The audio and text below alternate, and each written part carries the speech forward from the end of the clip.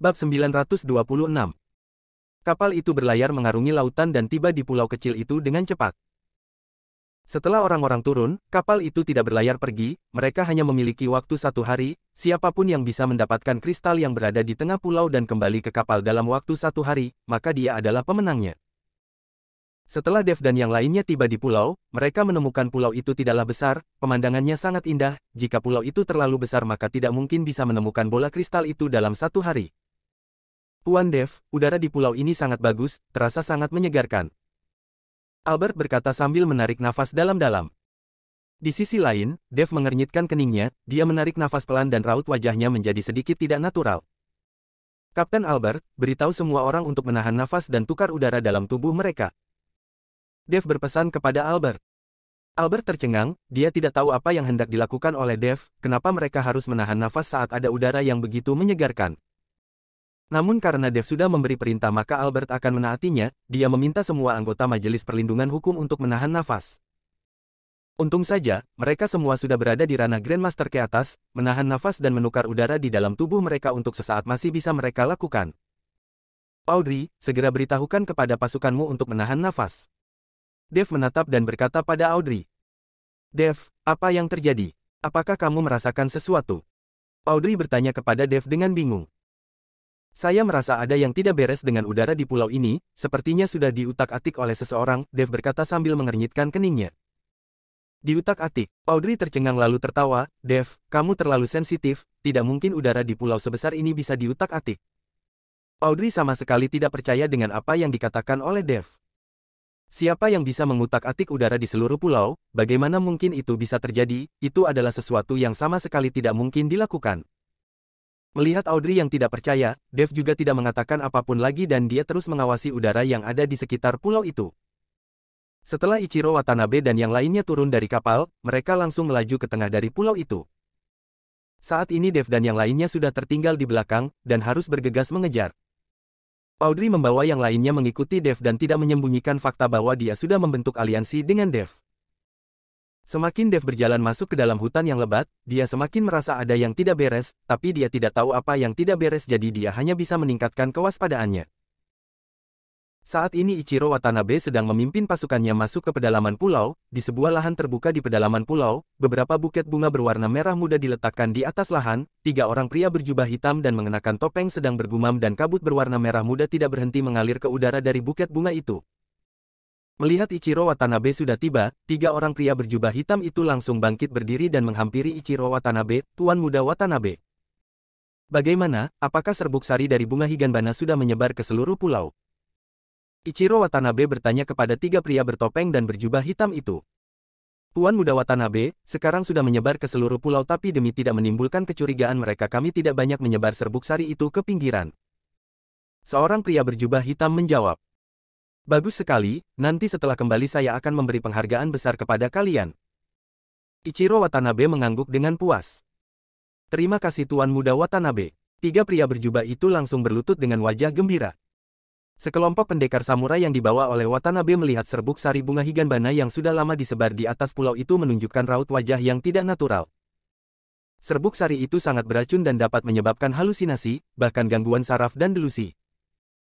Ichiro Watanabe secara diam-diam menyebarkan serbuk sari ini di pulau tanpa memberitahu kepada mereka terlebih dahulu, sekarang mereka semua sudah menghirup serbuk sari bunga itu. Ichiro Watanabe melihat pasukannya dan berkata sambil tersenyum, saya memiliki penawarnya, kalian akan baik-baik saja walau menghirupnya cukup banyak. Ichiro Watanabe berkata lalu mengeluarkan segenggam bubuk putih lalu melemparkannya ke udara, dan para pendekar samurai itu langsung menghirupnya. Bab 927. Di sisi lain, Dev yang memimpin pasukannya secara perlahan masuk ke pedalaman pulau, dan beberapa sosok menghalangi jalan Dev. Dev melihat dan menemukan Ichiro Watanabe yang membawa pasukannya untuk menghalangi dirinya.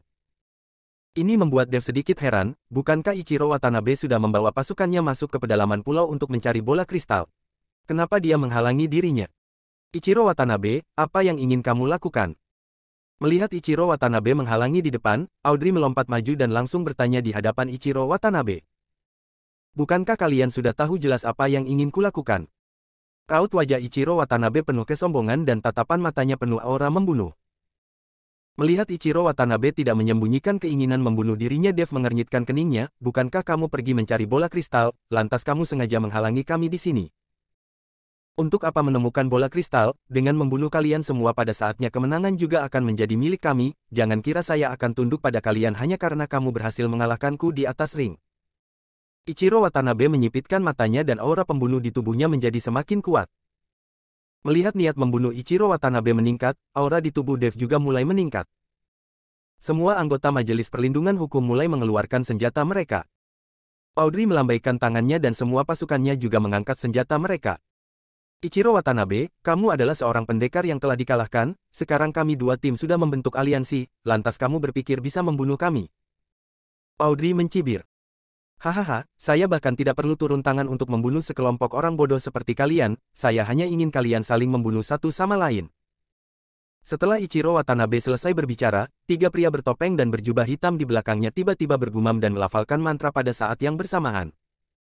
Saat mantra-mantra itu dilafalkan semakin cepat oleh tiga pria itu, tiba-tiba lapisan kabut berwarna merah muda mulai menyelimuti pulau itu.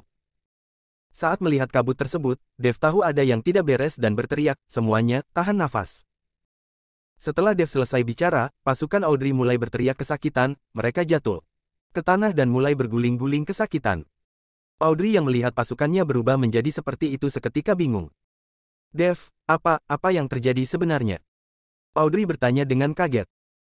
Audrey, kamu tidak apa-apa. Dev melihat pasukan Audrey berguling-guling kesakitan, bertanya pada Audrey.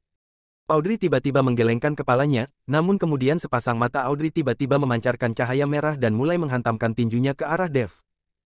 Serangan Audrey yang mendadak langsung mengenai dada Dev dan tubuh Dev terlempar ke udara. Setelah terlempar puluhan meter, dia akhirnya menabrak pohon dan berhenti. Puan Dev. Instruktur Dev. Albert membawa anggota Majelis Perlindungan Hukum untuk menghampiri dan membantu Dev berdiri. Dev melihat Audrey yang tiba-tiba menyerang dirinya dan semakin mengernyitkan keningnya. Saat ini Audrey sedang mencengkram kepalanya sendiri dan membenturkannya dengan keras ke pohon. Audrey berteriak keras, Dev, cepat bunuh saya tidak bisa mengendalikan diriku sendiri. Dengan secuil sehatnya yang tersisa, Audrey berusaha keras untuk mengendalikan dirinya sendiri. Ichiro Watanabe yang melihat pemandangan di depannya langsung tertawa kegirangan, hahaha, tidak ada gunanya, setelah terkena racun bunga Higanbana, selain saya tidak ada yang bisa menetralisirnya, sebaiknya kamu patuh dan dengarkan perintah. Persetan denganmu. Audrey menatap Ichiro Watanabe yang tertawa terbahak-bahak, tatapan matanya dipenuhi dengan kemarahan dan kemudian melayangkan tinjunya ke arah Ichiro Watanabe. Ichiro Watanabe menggeser kakinya dan menghindar tanpa panik. Sedangkan di sisi lain, tiga pria bertopeng itu mempercepat mantra mereka, kekuatan Audrey terlalu kuat, oleh karena itu butuh waktu untuk bisa mengendalikan Audrey. Bab 928. Audrey meraung, dia ingin kembali menyerang Ichiro Watanabe tapi saat ini rasa sakit yang menusuk di otaknya membuat dia seketika jatuh ke tanah. Melihat Audrey, sudut mulut Ichiro Watanabe sedikit terangkat, budakku, sekarang saya perintahkan padamu, bunuh orang yang ada di hadapanmu. Suara Ichiro Watanabe terdengar seolah berasal dari neraka tingkat 9, membuat Audrey yang menggila seketika menjadi tenang, sepasang matanya yang merah menatap Dev dengan erat lalu bangkit berdiri. Audrey. Melihat Audrey seperti itu, Dev mengernyitkan keningnya, tubuhnya dengan cepat mundur beberapa langkah ke belakang. Matilah. Audrey menghantamkan tinjunya dengan kuat ke arah Dev, tanpa menahan kekuatannya sedikit pun. Audrey, sadarlah. Dev memanggil Audrey lalu menghindarinya dengan cepat. Dia tidak bertarung langsung dengan Audrey, jika dia bertarung dengannya maka itu akan membuat rencana Ichiro Watanabe berhasil. Audrey sama sekali tidak mendengarkan perkataan Dev, dan terus menghantamkan tinjunya ke arah Dev seperti seekor binatang buas. Ichiro Watanabe menyaksikan pemandangan di depannya dan ekspresi penuh kemenangan terlihat di wajahnya. Jangan berhenti, bunuh dia untukku, bunuh dia. Ichiro Watanabe tidak berhenti mengendalikan Audrey. Audrey menghantamkan pukulan demi pukulan ke arah Dev, secepat meteor, dan setiap tinjunya menghasilkan deru angin di udara. Dev hanya bisa menghindar dengan menyedihkan, salah langkah sedikit saja dia pasti akan terkena pukulan dari Audrey. Hahaha. Melihat Dev yang begitu menyedihkan, Ichiro Watanabe tidak bisa lebih bahagia lagi. Saat ini Ichiro Watanabe seperti seorang penonton yang sedang menyaksikan pertunjukan, menyaksikan pertarungan Audrey dan Dev dengan tenang. Bam! Tiba-tiba serangan dari Audrey menghantam dada Dev, dan tubuh Dev langsung terbang terhempas, setelah menabrak dan mematahkan beberapa pohon dia mendarat dengan keras di tanah. Puan Dev. Instruktur Dev.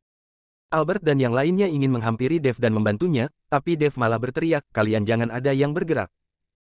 Albert dan yang lainnya hanya bisa berhenti, mereka menatap Dev dengan bingung, tidak mengerti kenapa Dev tidak mengizinkan mereka untuk membantunya. Audrey seketika melompat saat tinjunya mengenai Dev, dan saat di udara, dia mengarahkan tendangannya pada Dev. Dev berguling dan menghindari tendangan Audrey, kaki Audrey terbenam ke dalam tanah hingga ke betisnya, bisa terlihat betapa kuatnya tendangan tersebut. Melihat Dev menghindar, Audrey menarik betisnya dan kembali mengayunkan tinjunya. Kali ini, Dev tidak menghindar, dia mengulurkan sepasang tangannya untuk menangkap pukulan Audrey dan mengalirkan kekuatan spiritual melalui lengan Audrey hingga ke otaknya. Audrey merasakan kepalanya menjadi ringan, dan sepasang matanya yang memerah menghilang lalu menatap Dev dengan kaget. Dev, saya. Audrey tidak dapat mengingat apa yang baru saja dia lakukan. Jangan bicara dulu. Dev mengedipkan matanya ke arah Audrey lalu sosoknya tersandung dan terus bergerak mundur, seolah-olah dia telah didorong mundur oleh Audrey. Audrey yang tinjunya digenggam oleh Dev tidak mengerti apa yang sedang Dev lakukan, dia hanya bisa mengikuti Dev dan terus bergerak maju. Berpura-puralah menyerangku, jangan berhenti.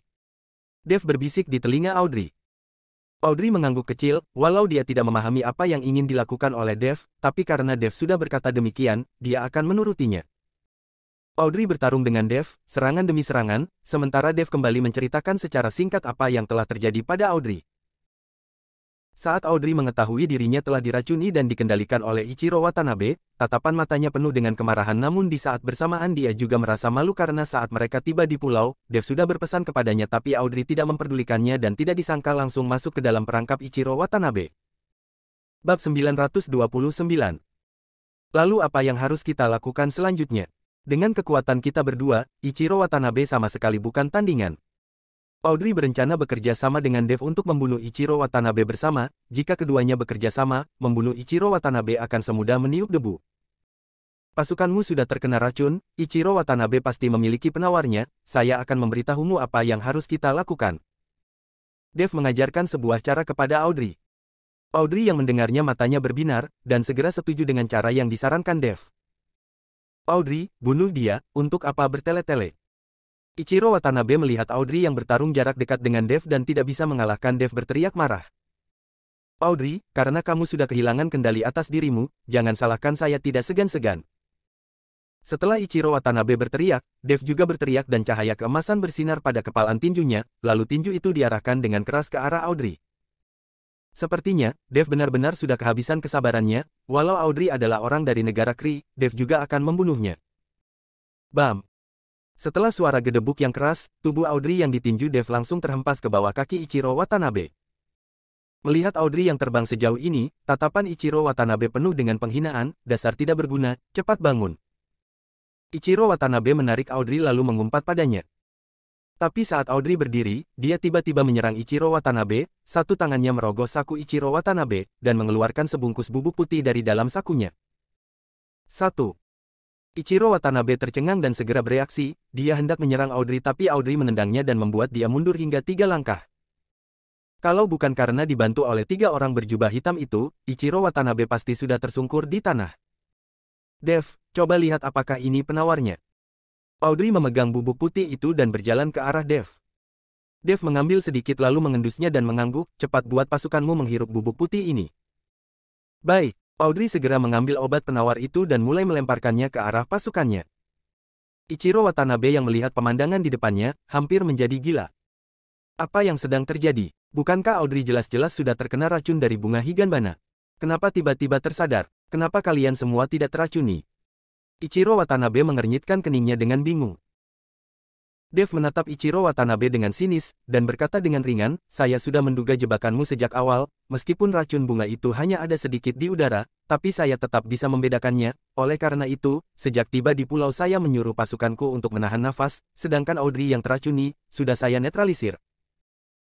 Tidak mungkin, hanya saya yang memiliki penawar dari racun bunga higanbana, bagaimana mungkin kamu bisa menetralisirnya? Saya tidak percaya, Ichiro Watanabe meraung keras, sebarkan racunnya, racuni mereka sampai mati. Dengan teriakan Ichiro Watanabe, 3 orang berjubah hitam itu mulai merapalkan inantra dengan cepat, dan sejumlah kabut berwarna merah muda mulai mengepul dari buket bunga itu. Dev yang melihatnya segera menggerakkan tangannya dan memunculkan sebuah formasi sihir, dua kobaran api berwarna biru pucat menari-nari di tangannya lalu dia melemparkannya ke arah buket bunga itu. Bam!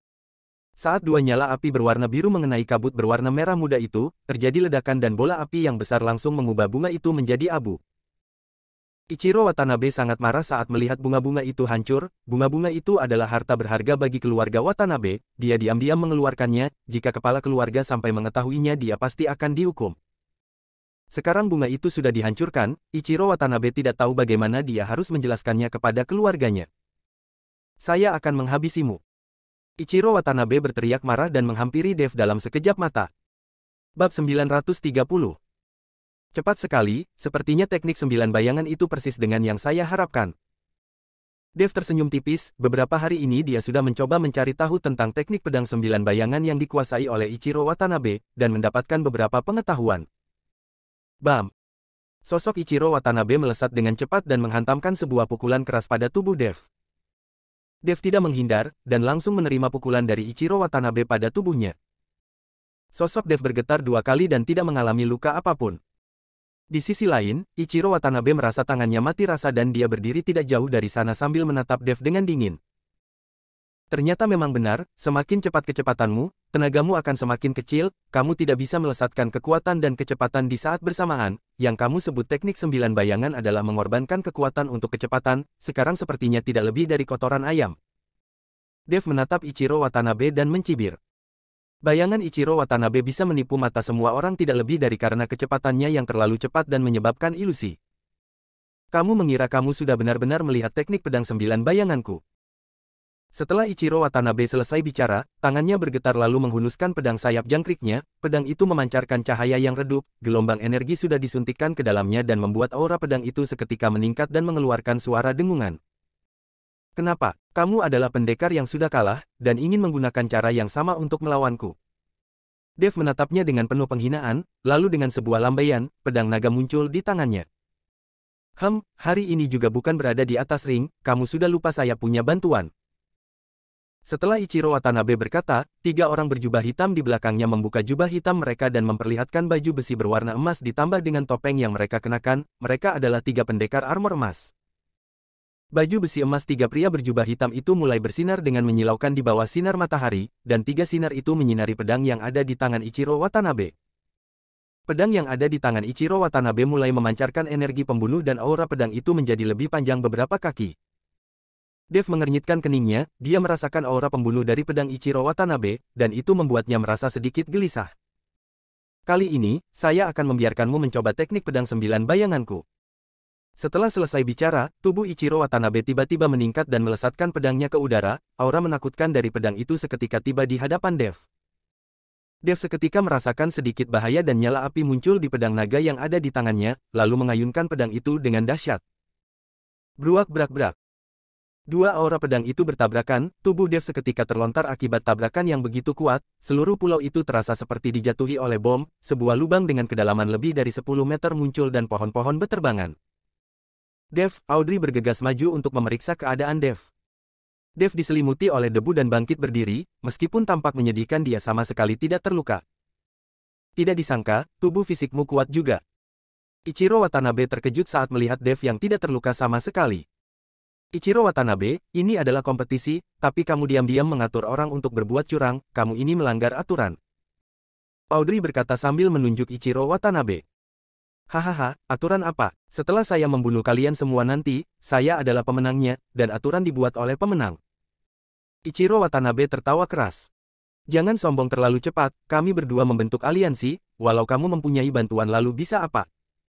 Audrey berteriak marah, lalu tubuhnya tiba-tiba meledak dan bulu-bulu terus tumbuh dengan cepat. Audrey akan bertransformasi menjadi petarung terbaiknya. Ichiro Watanabe mengernyitkan keningnya, jika Dev dan Audrey bekerja sama maka dia akan sedikit kewalahan. Sialan, untuk apa kalian termenung, cepat bertindak, bunuh mereka semua. Ichiro Watanabe memberi perintah kepada pasukannya sendiri. Bab 931. Dia hendak mengandalkan orang-orang ini untuk menahan Audrey lalu membunuh Dev dengan cepat. Mendapat perintah dari Ichiro Watanabe, beberapa pendekar itu mulai menghunuskan katana dan mulai menyerang anggota Majelis Perlindungan Hukum dan prajurit yang dibawa oleh Audrey. Audrey, kamu hadapi saja para pendekar samurai itu, serahkan saja Ichiro Watanabe kepadaku. Dev berkata pada Audrey dengan terburu-buru. Pasukan Audrey baru saja diracuni tadi dan baru dinetralisir, kekuatan mereka belum pulih, jika hanya mengandalkan Albert dan anggota Majelis Perlindungan Hukum untuk melawan para pendekar samurai itu, Dev takut Albert dan yang lainnya akan berada dalam bahaya, oleh karena itu dia meminta Audrey untuk membantu. Audrey menatap Dev lalu berteriak marah dan menerjang ke arah para pendekar samurai itu. Sedangkan Dev menatap Ichiro Watanabe yang terlihat bangga dengan dingin, sekarang, saya juga akan membiarkan kamu mencoba rasa dari teknik pedang 9 bayanganku. Setelah selesai bicara, aura di tubuh Dev meledak dan cahaya keemasan muncul seperti matahari di langit, sinarnya begitu menyilaukan, jauh lebih kuat daripada cahaya yang dipantulkan oleh 3 pria berjubah hitam itu. Jurus pertama, energi pedang bagaikan pelangi. Dev perlahan-lahan mengangkat pedang naga, pedang itu berdengung dan tubuhnya tiba-tiba terangkat ke udara, aura pedang yang mengerikan menutupi langit dan mengarah ke Ichiro Watanabe. Ichiro Watanabe terkejut dan bergegas mengangkat pedangnya untuk menahan serangan. Dang! Dua pedang itu bertabrakan dan api membumbung tinggi ke langit. Ichiro Watanabe merasakan rasa sakit yang luar biasa dan pedang di tangannya hampir terjatuh. Jurus kedua, pedang membelah air. Petik 2. Dev kembali mengayunkan pedangnya dan kali ini dengan aura yang lebih menyilaukan dan kekuatan yang jauh lebih besar. Raut wajah Ichiro Watanabe seketika menjadi sangat jelek, dia menggertakkan giginya dan menahan serangan itu lagi. Bam! Kali ini, Ichiro Watanabe merasakan pukulan berat pada tubuhnya dan retakan muncul pada pedang yang ada di tangannya, lalu pedang itu hancur. Bagaimana mungkin ini terjadi? Kenapa kamu bisa mengetahui tentang teknik pedang 9 bayangan? Ichiro Watanabe menatap Dev dengan kaget, dan wajahnya penuh dengan ketidakpercayaan. Saya tidak hanya mengetahui tentang teknik pedang 9 bayanganmu, bahkan teknik 9 bayanganmu juga saya hafalkan semudah membalik telapak tangan. Setelah Dev berbicara, sosoknya tiba-tiba terbagi menjadi 2, lalu 3, 4. Bayangan Dev pada akhirnya terbagi menjadi 6 dan akhirnya berhenti. 6 sosok Dev yang sama persis berbaris dengan rapi di depan Ichiro Watanabe. Tidak mungkin, pasti tidak mungkin, bagaimana kamu bisa membagi bayanganmu menjadi 6? Ichiro Watanabe berteriak, kamu bisa membelah bayanganmu menjadi 6 dalam waktu yang begitu singkat. Saya sudah berlatih selama 20 tahun dan baru bisa membagi menjadi 4 bayangan, kamu bisa membagi menjadi 6 bayangan dalam waktu 3 hari. Ini benar-benar mustahil. Ichiro Watanabe menggeram, dia tidak berani mempercayai bahwa yang di depannya adalah kenyataan, karena bagi dia ini adalah pukulan yang sangat berat. Meskipun bayangan ini tidak memiliki kekuatan menyerang, mereka hanyalah bayangan tapi mereka dapat digunakan untuk mengecoh lawan dan mereka bisa dikalahkan tanpa harus melakukan apapun. Di atas ring, Ichiro Watanabe menggunakan bayangannya untuk menyerang dan hampir membunuh Audrey hidup-hidup karena kelelahan. Tidak ada yang tidak mungkin. Dev tersenyum tipis dan semua bayangannya kembali menyatu, kamu ingin bunuh diri, atau ingin saya yang turun tangan? Mata Ichiro Watanabe berkedut dan menggertakkan giginya, kamu kira saya akan menyerah hanya dengan seperti itu? Setelah Ichiro Watanabe berkata, dia menatap 3 pria berjubah hitam itu dan berkata, pengorbanan. 3 pria berjubah hitam itu mendengar perkataan Ichiro Watanabe dan tercengang, rasa takut seketika terlihat di mata mereka. Tuan Muda Watanabe. 3 pria berjubah hitam itu menatap Ichiro Watanabe dengan memelas. Kalian ingin memberontak, pikirkan keluarga kalian. Ichiro Watanabe mengancam 3 orang itu. 3 orang itu bergidik dan saling menatap lalu pada akhirnya memukul dada mereka sendiri. Bab 932. Darah menyembur dari mulut ketiga pria itu, dan darah yang tumpah ke tanah langsung membentuk sebuah sosok. 3 pria itu mematahkan lengan mereka secara bersamaan, dan rasa sakit yang luar biasa membuat raut wajah mereka bertiga menjadi muram. Darah yang mengalir dari lengan mereka dilukiskan dalam satu pola dengan teratur oleh 3 pria itu. Bruak-brak-brak. Tiba-tiba tanah berguncang, diikuti oleh kepulan asap dan saat asap itu menghilang, sesosok raksasa muncul di hadapan Dev. Apa-apaan ini? Melihat apa yang ada di hadapannya, Dev tanpa sadar menelan ludahnya.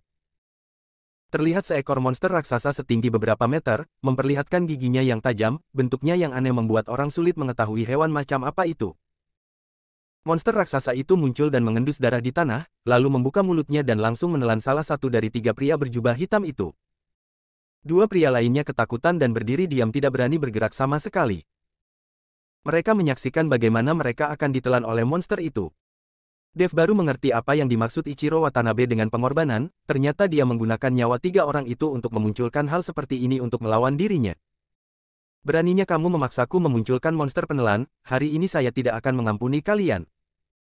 Ichiro Watanabe menggertakkan giginya, hari ini walau dia bisa membunuh Dev dan yang lainnya, Ichiro Watanabe tahu dirinya pasti akan dihukum saat kembali.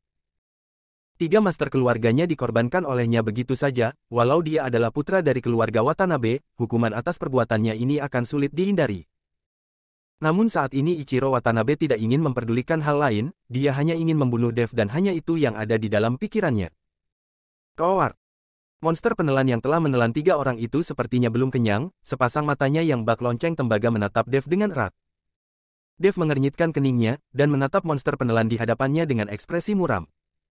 Kekuatan monster penelan yang ada di hadapannya sepertinya sudah setingkat dengan Great Grandmaster tingkat 5 dan akan sedikit sulit untuk melawannya.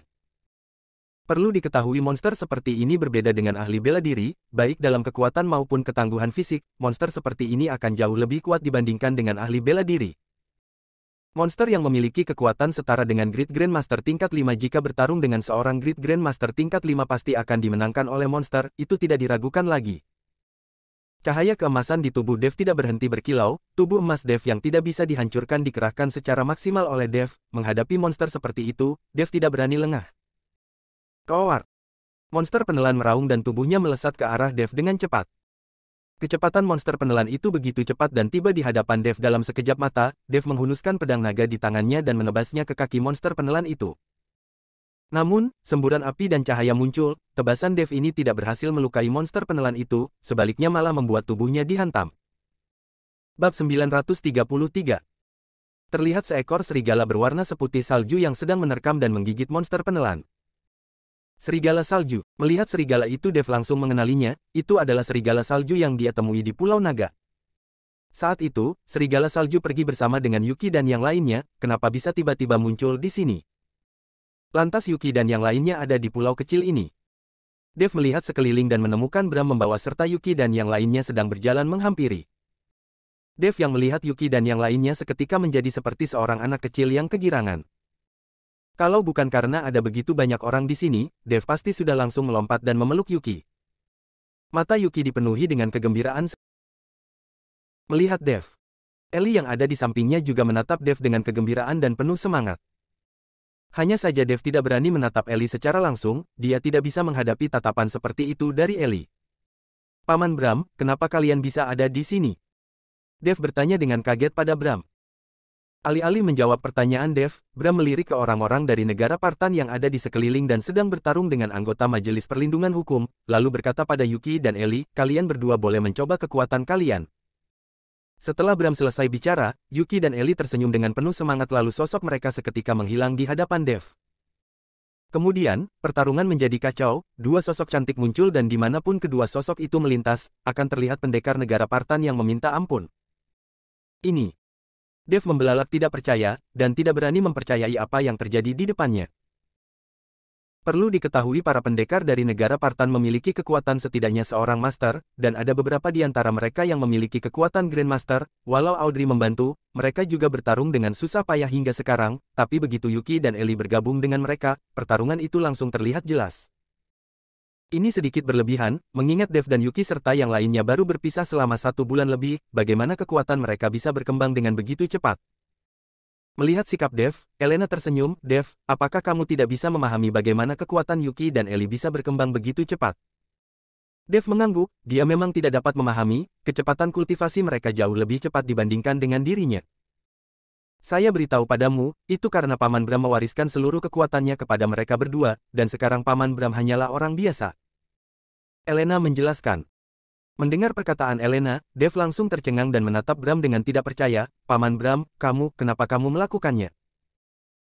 Bram terlihat tenang dan tersenyum tipis, Dev, saya memiliki kekuatan namun tidak bisa membantumu sama sekali, jika saya menunjukkan diri maka keluarga King pasti tidak akan melepaskanku, saya mewariskan kekuatanku pada Yuki dan Ellie, agar mereka berdua bisa membantumu, saya percaya ke depannya kamu pasti bisa membunuh keluarga King dan menyelamatkan Nona. Dev menatap Bram, matanya tiba-tiba menjadi basah, Ryu mengorbankan nyawa untuknya, sekarang Bram juga kehilangan semua kekuatannya demi dia, Dev tidak tahu bagaimana dia harus membalasnya. Tidak lama kemudian, seluruh pendekar dari negara Partan sudah tersingkir, Yuki dan Ellie berjalan kembali dengan wajah gembira. Audrey dan Albert mengikutinya, dua orang itu tampak penuh kebingungan, tidak tahu apa hubungan orang-orang yang tiba-tiba muncul ini dengan Dave. Kapten Albert, apakah anggota kita ada yang terluka? Melihat Albert, Dave segera bertanya. Dia sudah berjanji pada Eddie, akan membawa semua anggota Majelis Perlindungan Hukum itu kembali. Hanya ada 10 orang yang terluka dan tidak ada yang meninggal, kata Albert. Mendengar ini, hati Dave merasa lega, dan saat Dave hendak mengajukan pertanyaan bagaimana Bram dan yang lainnya bisa ada di pulau ini, raungan monster penelan itu menarik perhatian Dave. Bab 934. Saat ini, serigala salju sedang bertarung dengan monster penelan. Meskipun monster penelan memiliki tubuh raksasa, tapi serigala salju lebih lincah dan selalu berhasil menghindari serangan monster penelan di saat yang tepat. Snowy, bunuh raksasa ini dan saya akan menghadiahkan mutiara ini kepadamu. Yuki mengeluarkan sebuah mutiara bening dari sakunya dan berteriak kepada serigala salju.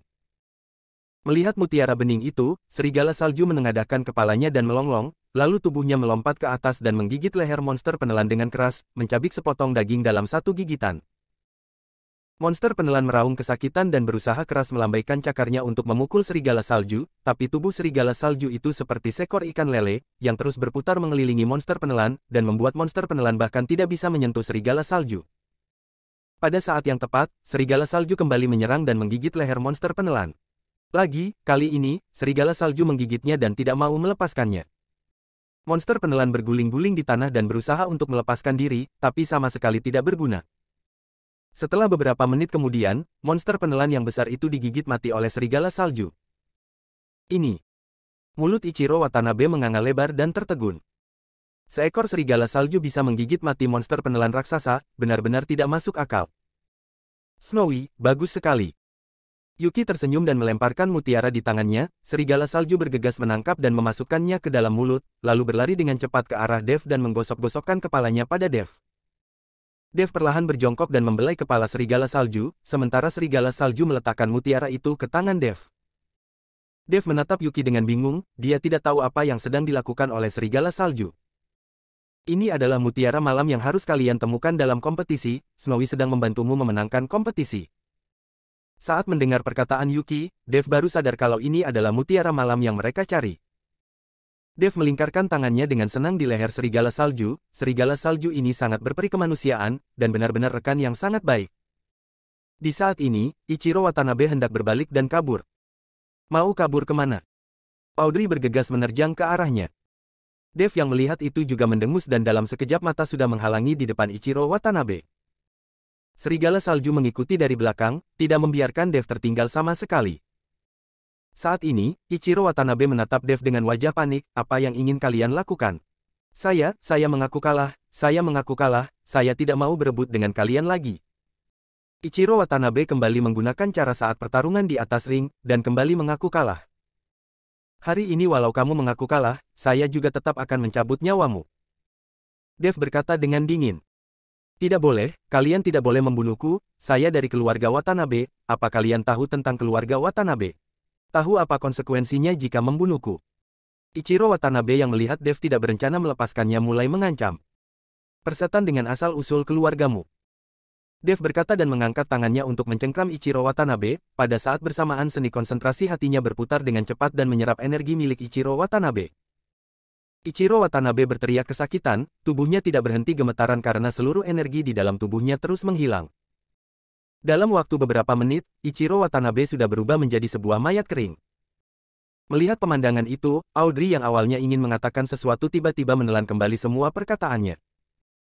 Setelah membunuh Ichiro Watanabe, Dave kemudian mengeluarkan pil hewan buas dari monster penelan dan mulai berjalan kembali dengan rombongannya. Dalam perjalanan, Dave baru mengetahui ternyata Bram membawa Yuki dan yang lainnya bersembunyi di pulau kecil ini untuk berlatih, hingga saat Ichiro Watanabe diam-diam mengutus orang ke pulau ini dan berniat memasang perangkap untuk Dave, Bram, Yuki dan yang lainnya menunjukkan diri. Bram sudah tahu tentang Dave yang membantu Majelis Perlindungan Hukum dalam kompetisi internasional, dan aliansi seni bela diri serta keluarga King yang membantu Dave berbicara, meskipun Bram berada di pulau tapi dia selalu memperhatikan berita tentang Dave. Bab 935. Setelah kembali ke kapal, Bram dan Dave berdiri di atas dan merasakan angin laut yang menerpa wajah mereka.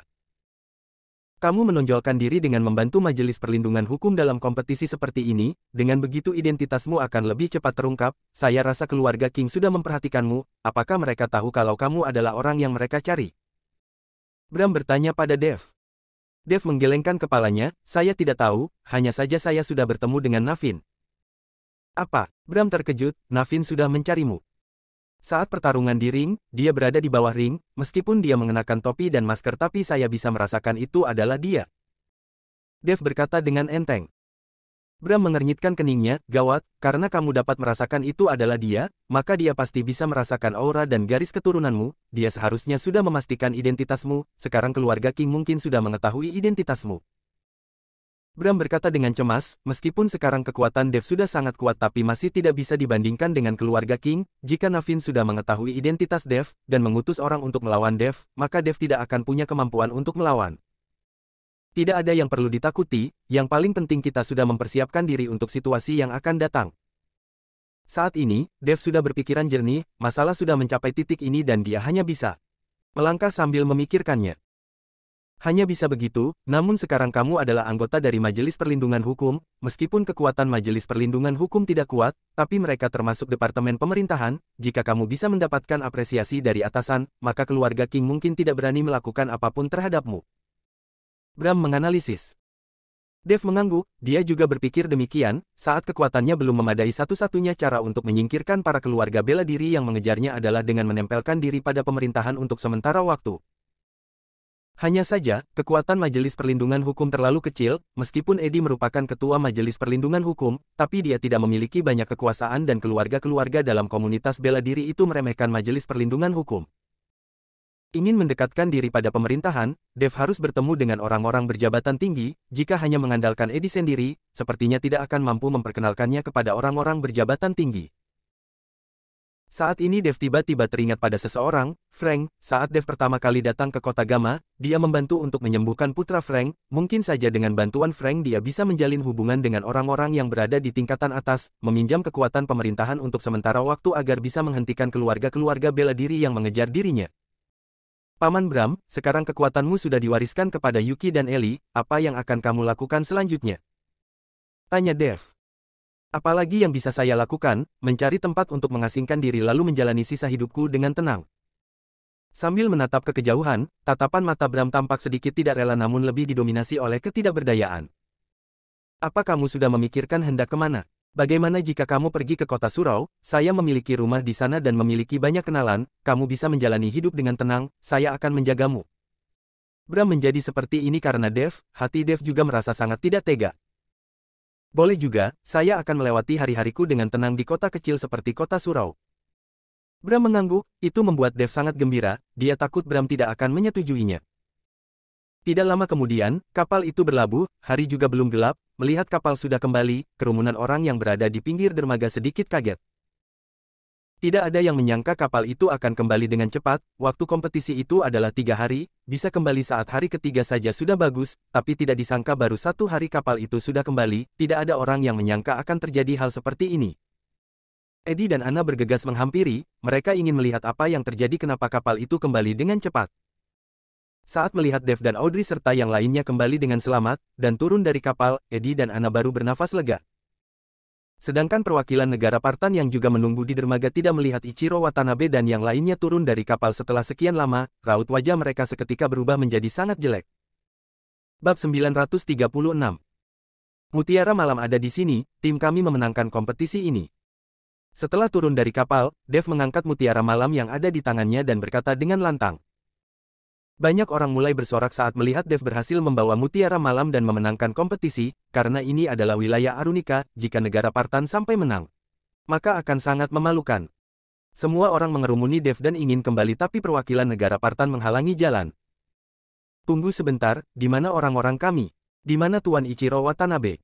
Ketua delegasi itu bertanya dengan suara keras.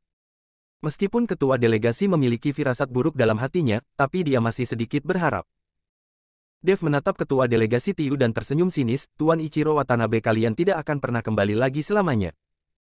Perkataan Dev langsung mematahkan harapan dari ketua delegasi negara Partan itu. Bodoh, kamu membunuh Tuan Ichiro Watanabe.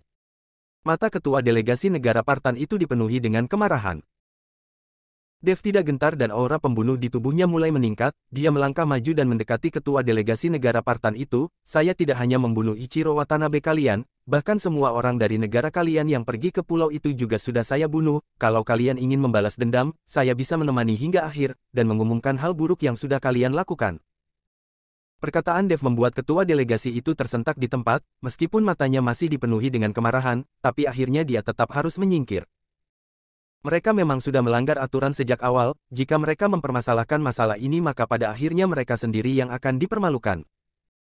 Dev dan yang lainnya pergi, ketua delegasi negara Partan menatap punggung Dev dengan wajah muram, saat ini Dev belum tahu bahwa dirinya yang membunuh Ichiro Watanabe akan mendatangkan masalah yang tidak kecil di masa depan. Setelah kembali ke Majelis Perlindungan Hukum, semua orang sudah lelah, Eddie mengatur agar Dev dan yang lainnya bisa beristirahat dan pesta perjamuan akan diadakan besok. Eddie tidak menanyakan tentang Bram dan yang lainnya yang ikut kembali bersama dengan Dev, karena mereka pasti sudah berada di pulau itu sejak awal dan kenapa mereka berada di pulau itu, Eddie juga tidak ingin mengetahuinya, dia hanya tahu seluruh tim dari Ichiro Watanabe sudah terbunuh dan Majelis Perlindungan Hukum memenangkan kompetisi. Di dalam kamar Dev, Yuki dan Ellie tidak berniat pergi, setelah tidak bertemu dengan Dev selama 1 bulan lebih, keduanya sangat merindukan Dev. Sedangkan Elena dan Helen, dua kakak adik itu kembali bertemu dan berpelukan dengan bahagia, dan entah kemana perginya mereka berdua. Dev, bukankah kamu harus menjelaskan, selama 1 bulan lebih apa saja yang kamu lakukan dengan Helen? Yuki sengaja bertanya dengan wajah yang tegas, seolah sedang menginterogasi seorang tahanan. Tidak melakukan apapun, kami tidak melakukan apapun, saya bersumpah demi Tuhan. Dev mengangkat tangannya dengan serius dan bersiap untuk bersumpah. Melihat Dev benar-benar hendak bersumpah, Yuki terkejut dan segera menarik tangan Dev, saya hanya bercanda denganmu, untuk apa sampai bersumpah, saya tahu Helen itu masih gadis perawan saya bisa melihatnya. Sehebat itukah, kamu bahkan bisa mengetahui hal seperti itu? Dev sedikit kaget. Dev, kuberitahu padamu, sekarang Yuki sudah berbeda dengan Yuki yang dulu, Paman Bram sudah mengatakan kalau tubuh Yuki adalah tubuh roh api, jika dilatih maka bisa saja kekuatannya lebih kuat daripada kamu, sekarang Yuki sangat hebat. Ellie lalu berkata pada Yuki, Yuki, tunjukkan agar Dev bisa melihatnya, agar Dev tidak berani berbuat macam-macam saat kamu tidak berada di sisinya. Yuki, kemampuan apa yang kamu miliki sekarang? Cepat tunjukkan padaku. Dev berkata dengan penasaran, dia ingin tahu apa yang berbeda dari tubuh roh api milik Yuki. Yuki menggeliat kecil, namun dia tidak tahan pada permintaan Dev dan akhirnya tersenyum, tiba-tiba api kecil muncul dari tubuh Yuki dan menyelimuti Yuki, sedangkan Yuki sendiri sama sekali tidak terluka. Bab 937. Dev menatap Yuki yang ada di depannya dan ingin tertawa, teknik mengendalikan api seperti ini sudah dikuasai oleh Dev sejak lama, kalau tidak bagaimana dia bisa melakukan alkimia. Dev membuka tangannya, dan sebuah nyala api berwarna biru menari-nari di atas telapak tangannya. Teknik mengendalikan api seperti ini, saya juga bisa. Dev berkata dengan sedikit kecewa, dia mengira Yuki akan memiliki kemampuan yang betapa bagusnya. Yuki dan Ellie menatap Dev lalu tertawa, tidak ada yang berbicara, sedangkan api di tubuh Yuki secara mengejutkan mulai berubah, hingga pada akhirnya berubah menjadi seekor burung phoenix, dan melepaskan diri dari tubuh Yuki. Phoenix api, Dev tercengang. Di saat Dev sedang tercengang, Phoenix api itu membuka mulutnya dan nyala api yang ada di tangan Dev tiba-tiba kehilangan kendali lalu terbang ke dalam mulut Phoenix api itu. Segera setelah itu, Phoenix api kembali membuka mulutnya dan memuntahkan nyala api berwarna biru itu, energi yang luar biasa membuat Dev terkejut, dia mengulurkan tangannya dan membuat perisai emas di hadapannya. Api biru itu menyentuh perisai dan menghilang tanpa jejak, namun perisai yang ada di depan Dev mulai menunjukkan retakan. Dev sangat kaget, dia tidak menyangka Phoenix api ternyata begitu kuat, biasanya, baik terbuat dari aura atau energi spiritual, maupun sumber energi lainnya, kekuatannya akan sangat berkurang dan tidak bisa mengeluarkan kekuatan maksimal dari pemilik energinya. Tapi, Phoenix api yang ada di depannya jelas berbeda, aura yang terpancar dari Phoenix api ini bahkan lebih tinggi dibandingkan dengan Yuki, ini sangat aneh, seolah Phoenix api itu sama sekali tidak dikendalikan oleh Yuki. Melihat ekspresi kaget Dev, Yuki melambaikan tangannya dan Phoenix api itu langsung berubah menjadi bola api yang melingkari Yuki, lalu perlahan-lahan menghilang. Dev, kamu sudah melihat kekuatan Yuki bukan? Kedepannya jika kamu berani berbuat hal yang bersalah pada Yuki, hati-hati pantatmu akan dibakar. Ellie berkata sambil tersenyum saat melihat ekspresi kaget Dev. Ini luar biasa. Dev merasa senang dalam hatinya, semakin tinggi kemampuan Yuki akan membuat Dev semakin senang, pada saatnya nanti memiliki beberapa rekan yang bisa membantunya adalah hal yang baik. Ini bukan apa-apa, Yuki masih memiliki kemampuan yang lebih hebat lagi. Ellie berkata dengan bangga. Masih ada kemampuan apa? Dev menatap Yuki dengan kaget. Yuki tersenyum, tidak termasuk kemampuan, hanya saja darahku bisa digunakan untuk membantu makhluk hidup dan meningkatkan kekuatan sendiri. Pernyataan dari Yuki membuat Dev kebingungan, dia tidak mengerti apa yang dimaksud oleh Yuki. Melihat Dev tidak mengerti, Ellie segera menjelaskan, itu artinya, darah Yuki mengandung zat yang dapat menstimulasi sel-sel di dalam tubuh, baik itu manusia maupun hewan. Jika meminum darah Yuki maka akan dapat meningkatkan kekuatannya. Penjelasan Ellie membuat Dev membelalak, dia menatap Yuki dengan tidak percaya, masih ada hal seperti itu. Bagaimana mungkin?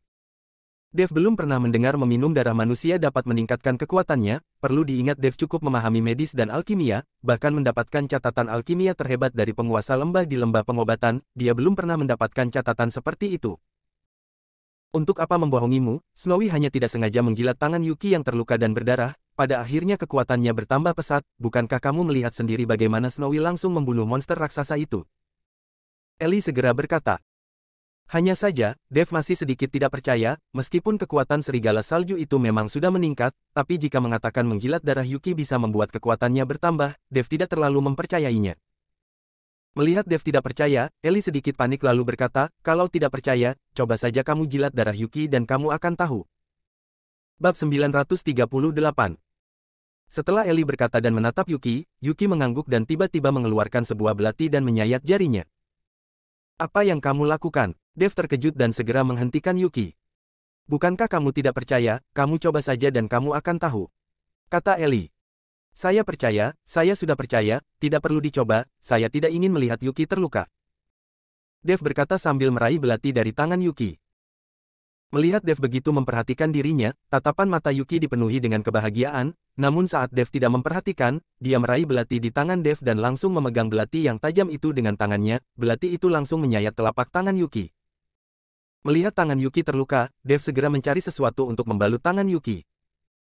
Dev, saya tidak apa-apa, saya sudah memikirkannya sejak tadi, saya akan menggunakan darahku untuk mempercepat kultivasimu, dan meningkatkan kekuatanmu. Yuki berkata sambil menatap Dev dengan penuh kasih sayang.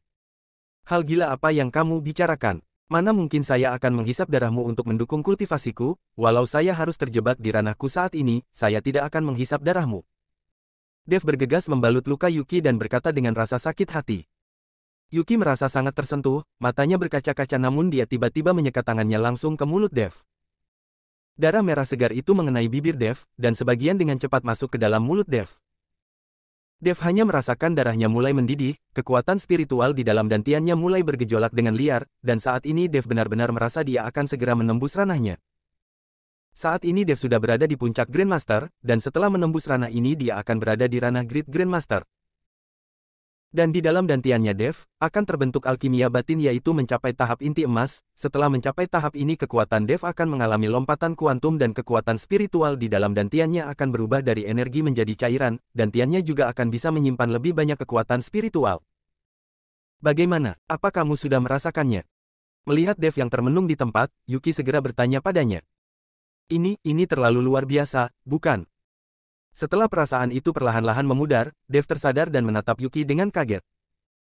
Saya juga tidak tahu, dan hanya kebetulan menyadari hal ini, kalau bukan karena Snowy yang tiba-tiba menjadi lebih kuat setelah menjilat darahku, kami juga tidak akan tahu kalau darahku memiliki efek seperti ini. Yuki berkata dengan semangat pada Dev, sekarang saya bisa menggunakan darahmu untuk membantumu meningkatkan kekuatanmu secara langsung, akhirnya saya bisa membantumu. Selama ini, Yuki menjadi sosok yang selalu dilindungi oleh Dev, tidak peduli betapa sulitnya, Dev akan memikul semuanya seorang diri, dan Yuki tidak memiliki kemampuan untuk membantu Dev. Sejak dia mengetahui identitas Dev, Yuki semakin merasa bersalah karena dirinya sama sekali tidak bisa membantu Dev. Sekarang, dia akhirnya dapat membantu Dev. Melihat Yuki yang bersemangat, Dev menarik Yuki ke dalam pelukannya, ini adalah pertama kalinya Dev berinisiatif untuk berhubungan begitu dekat dengan Yuki, di hadapan Ellie.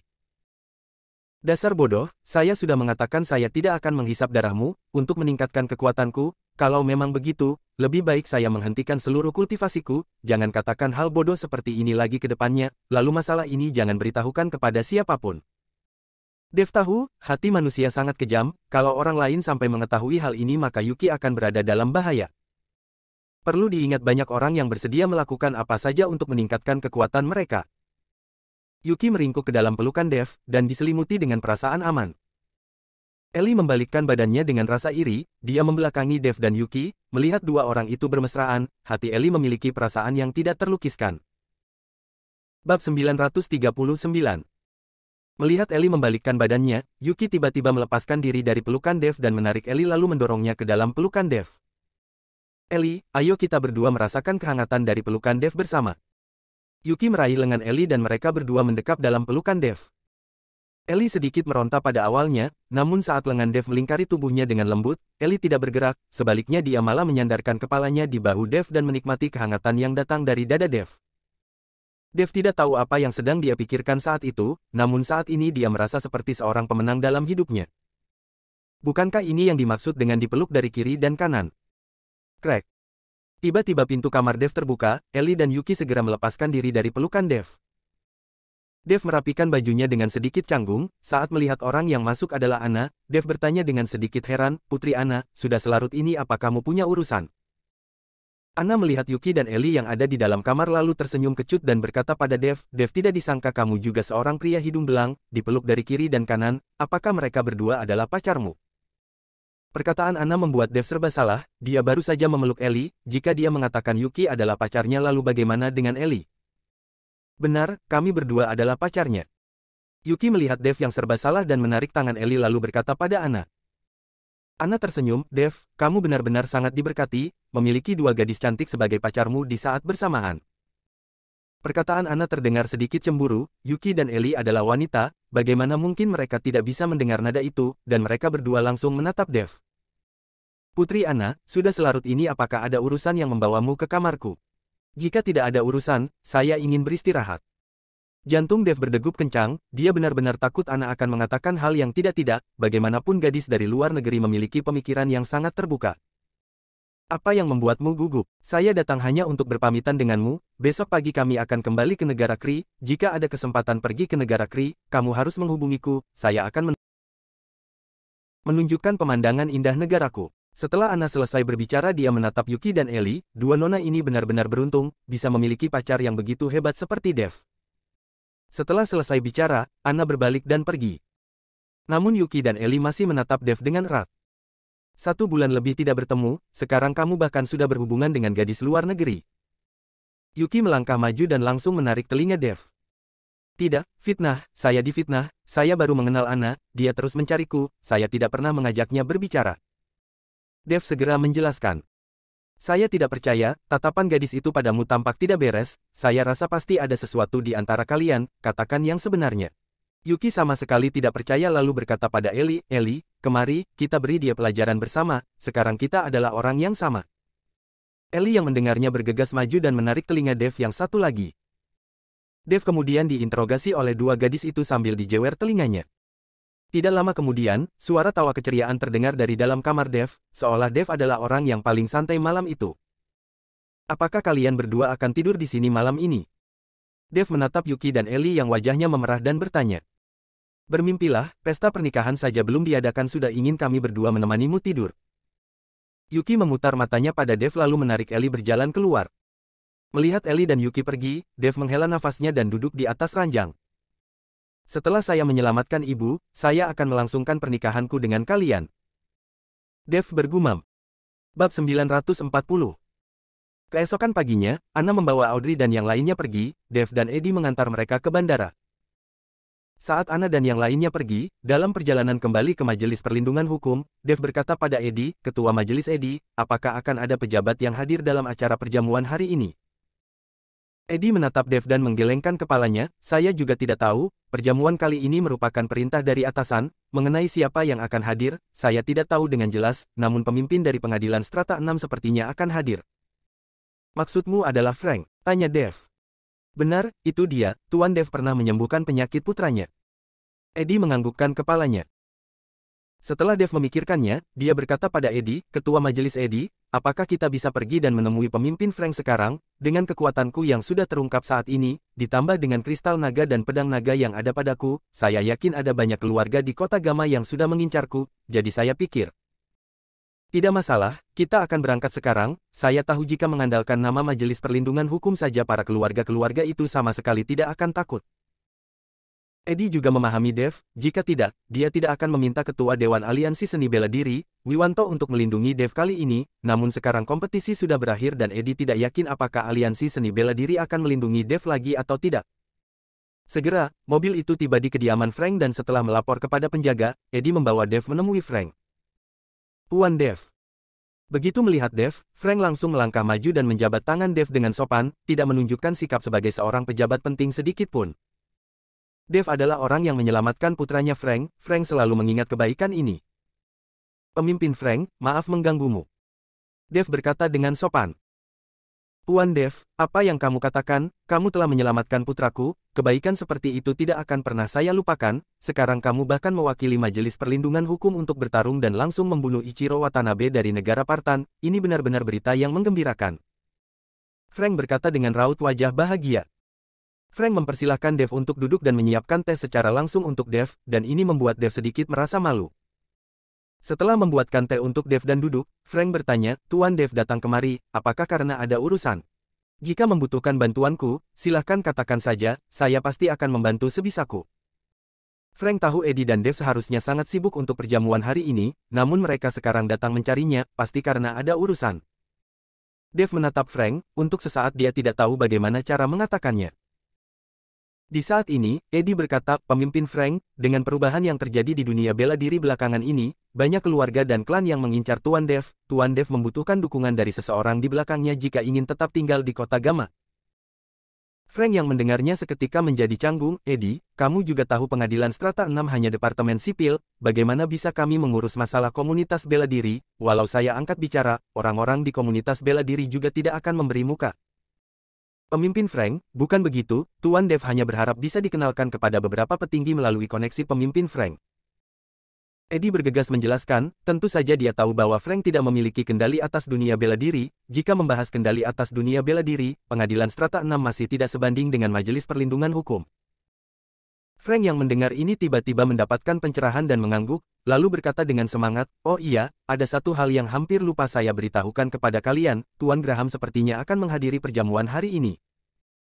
Tuan Graham, Eddie mengernyitkan keningnya, seolah tidak mengerti siapa yang Frank maksud, namun sesaat kemudian dia seolah mengingat sesuatu, sepasang matanya membelalak dan dia berkata, pemimpin Frank, yang kamu katakan adalah. Bab 941. Eddie tidak melanjutkan perkataannya, namun Frank menganggukkan kepalanya, dia tahu siapa yang Eddie maksud.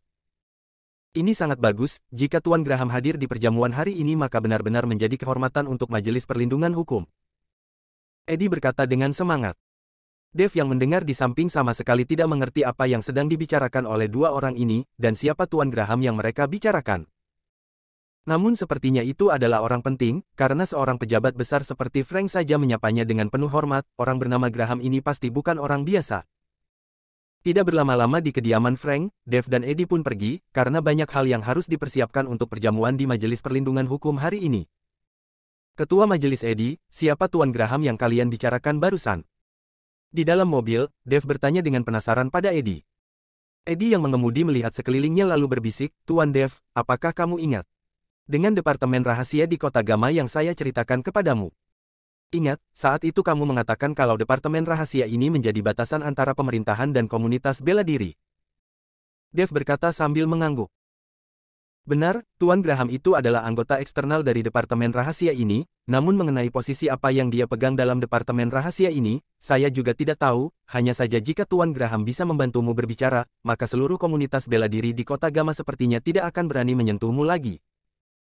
Perkataan Eddie membuat hati Dev cukup tersentuh, meskipun kekuatannya berkembang dengan pesat dan merupakan salah satu yang terbaik di generasi muda, tapi dia hanyalah setetes air di dalam lautan jika dibandingkan dengan dunia bela diri. Apa departemen rahasia ini? Lalu kekuatan apa yang dimiliki oleh orang-orang yang tergabung di dalamnya membuat Dev penasaran. Namun dia tahu, setelah kekuatannya memadai, maka dia bisa berhubungan dengan tingkatan yang lebih tinggi dan lebih tinggi lagi. Setelah kembali ke Majelis Perlindungan Hukum, Eddie mempersiapkan perjamuan dengan hati-hati, setelah mengetahui Tuan Graham akan hadir, Eddie mempersiapkannya dengan lebih baik lagi. Menjelang tengah hari, mobil-mobil mulai berdatangan ke Majelis Perlindungan Hukum. Semua ini hanyalah mobil-mobil biasa, tidak terlihat mobil mewah, tapi semua orang yang turun dari mobil memiliki identitas yang terhormat. Eddie membawa Dev sebagai tuan rumah, berdiri di luar untuk menyambut para tamu undangan yang hadir di pesta perjamuan ini. Bahkan Eddie sendiri tidak tahu siapa yang akan hadir, karena daftar tamu undangan diatur oleh atasan. Segera, Dev melihat sosok yang tidak asing muncul. Sosok itu tidak lain adalah Robbie, pria yang tangannya sudah dia penggal. Saat Robbie turun dari mobil, dia membuka pintu belakang mobil dan mempersilahkan Mike serta Devin untuk turun. Melihat orang-orang dari keluarga Tantra, Eddie dan Dev sedikit terkejut. "Dev, ternyata kamu baik-baik saja ya?" Robbie yang walau sudah kehilangan satu tangannya, tetap terlihat penuh dengan aura sombong dan tidak berubah sama sekali. Merasakan aura di tubuh Robbie, Dev sedikit kaget. Dia tidak menyangka anak ini sudah menembus ranah Great Grandmaster. Baru 1 bulan lebih sejak mereka kembali dari Pulau Naga dan Robbie yang berada di ranah Grandmaster sudah menembus ranah Great Grandmaster. Dia bisa dibilang merupakan orang berbakat. "Kamu bisa membunuh Ichiro Watanabe, ternyata memang memiliki kemampuan. Namun walau kamu memiliki kemampuan yang besar, saya juga tetap akan membalaskan dendam karena kamu sudah memenggal tanganku." Robbie berkata dengan provokatif di depan Dev sambil mendekatkan wajahnya pada wajah Dev.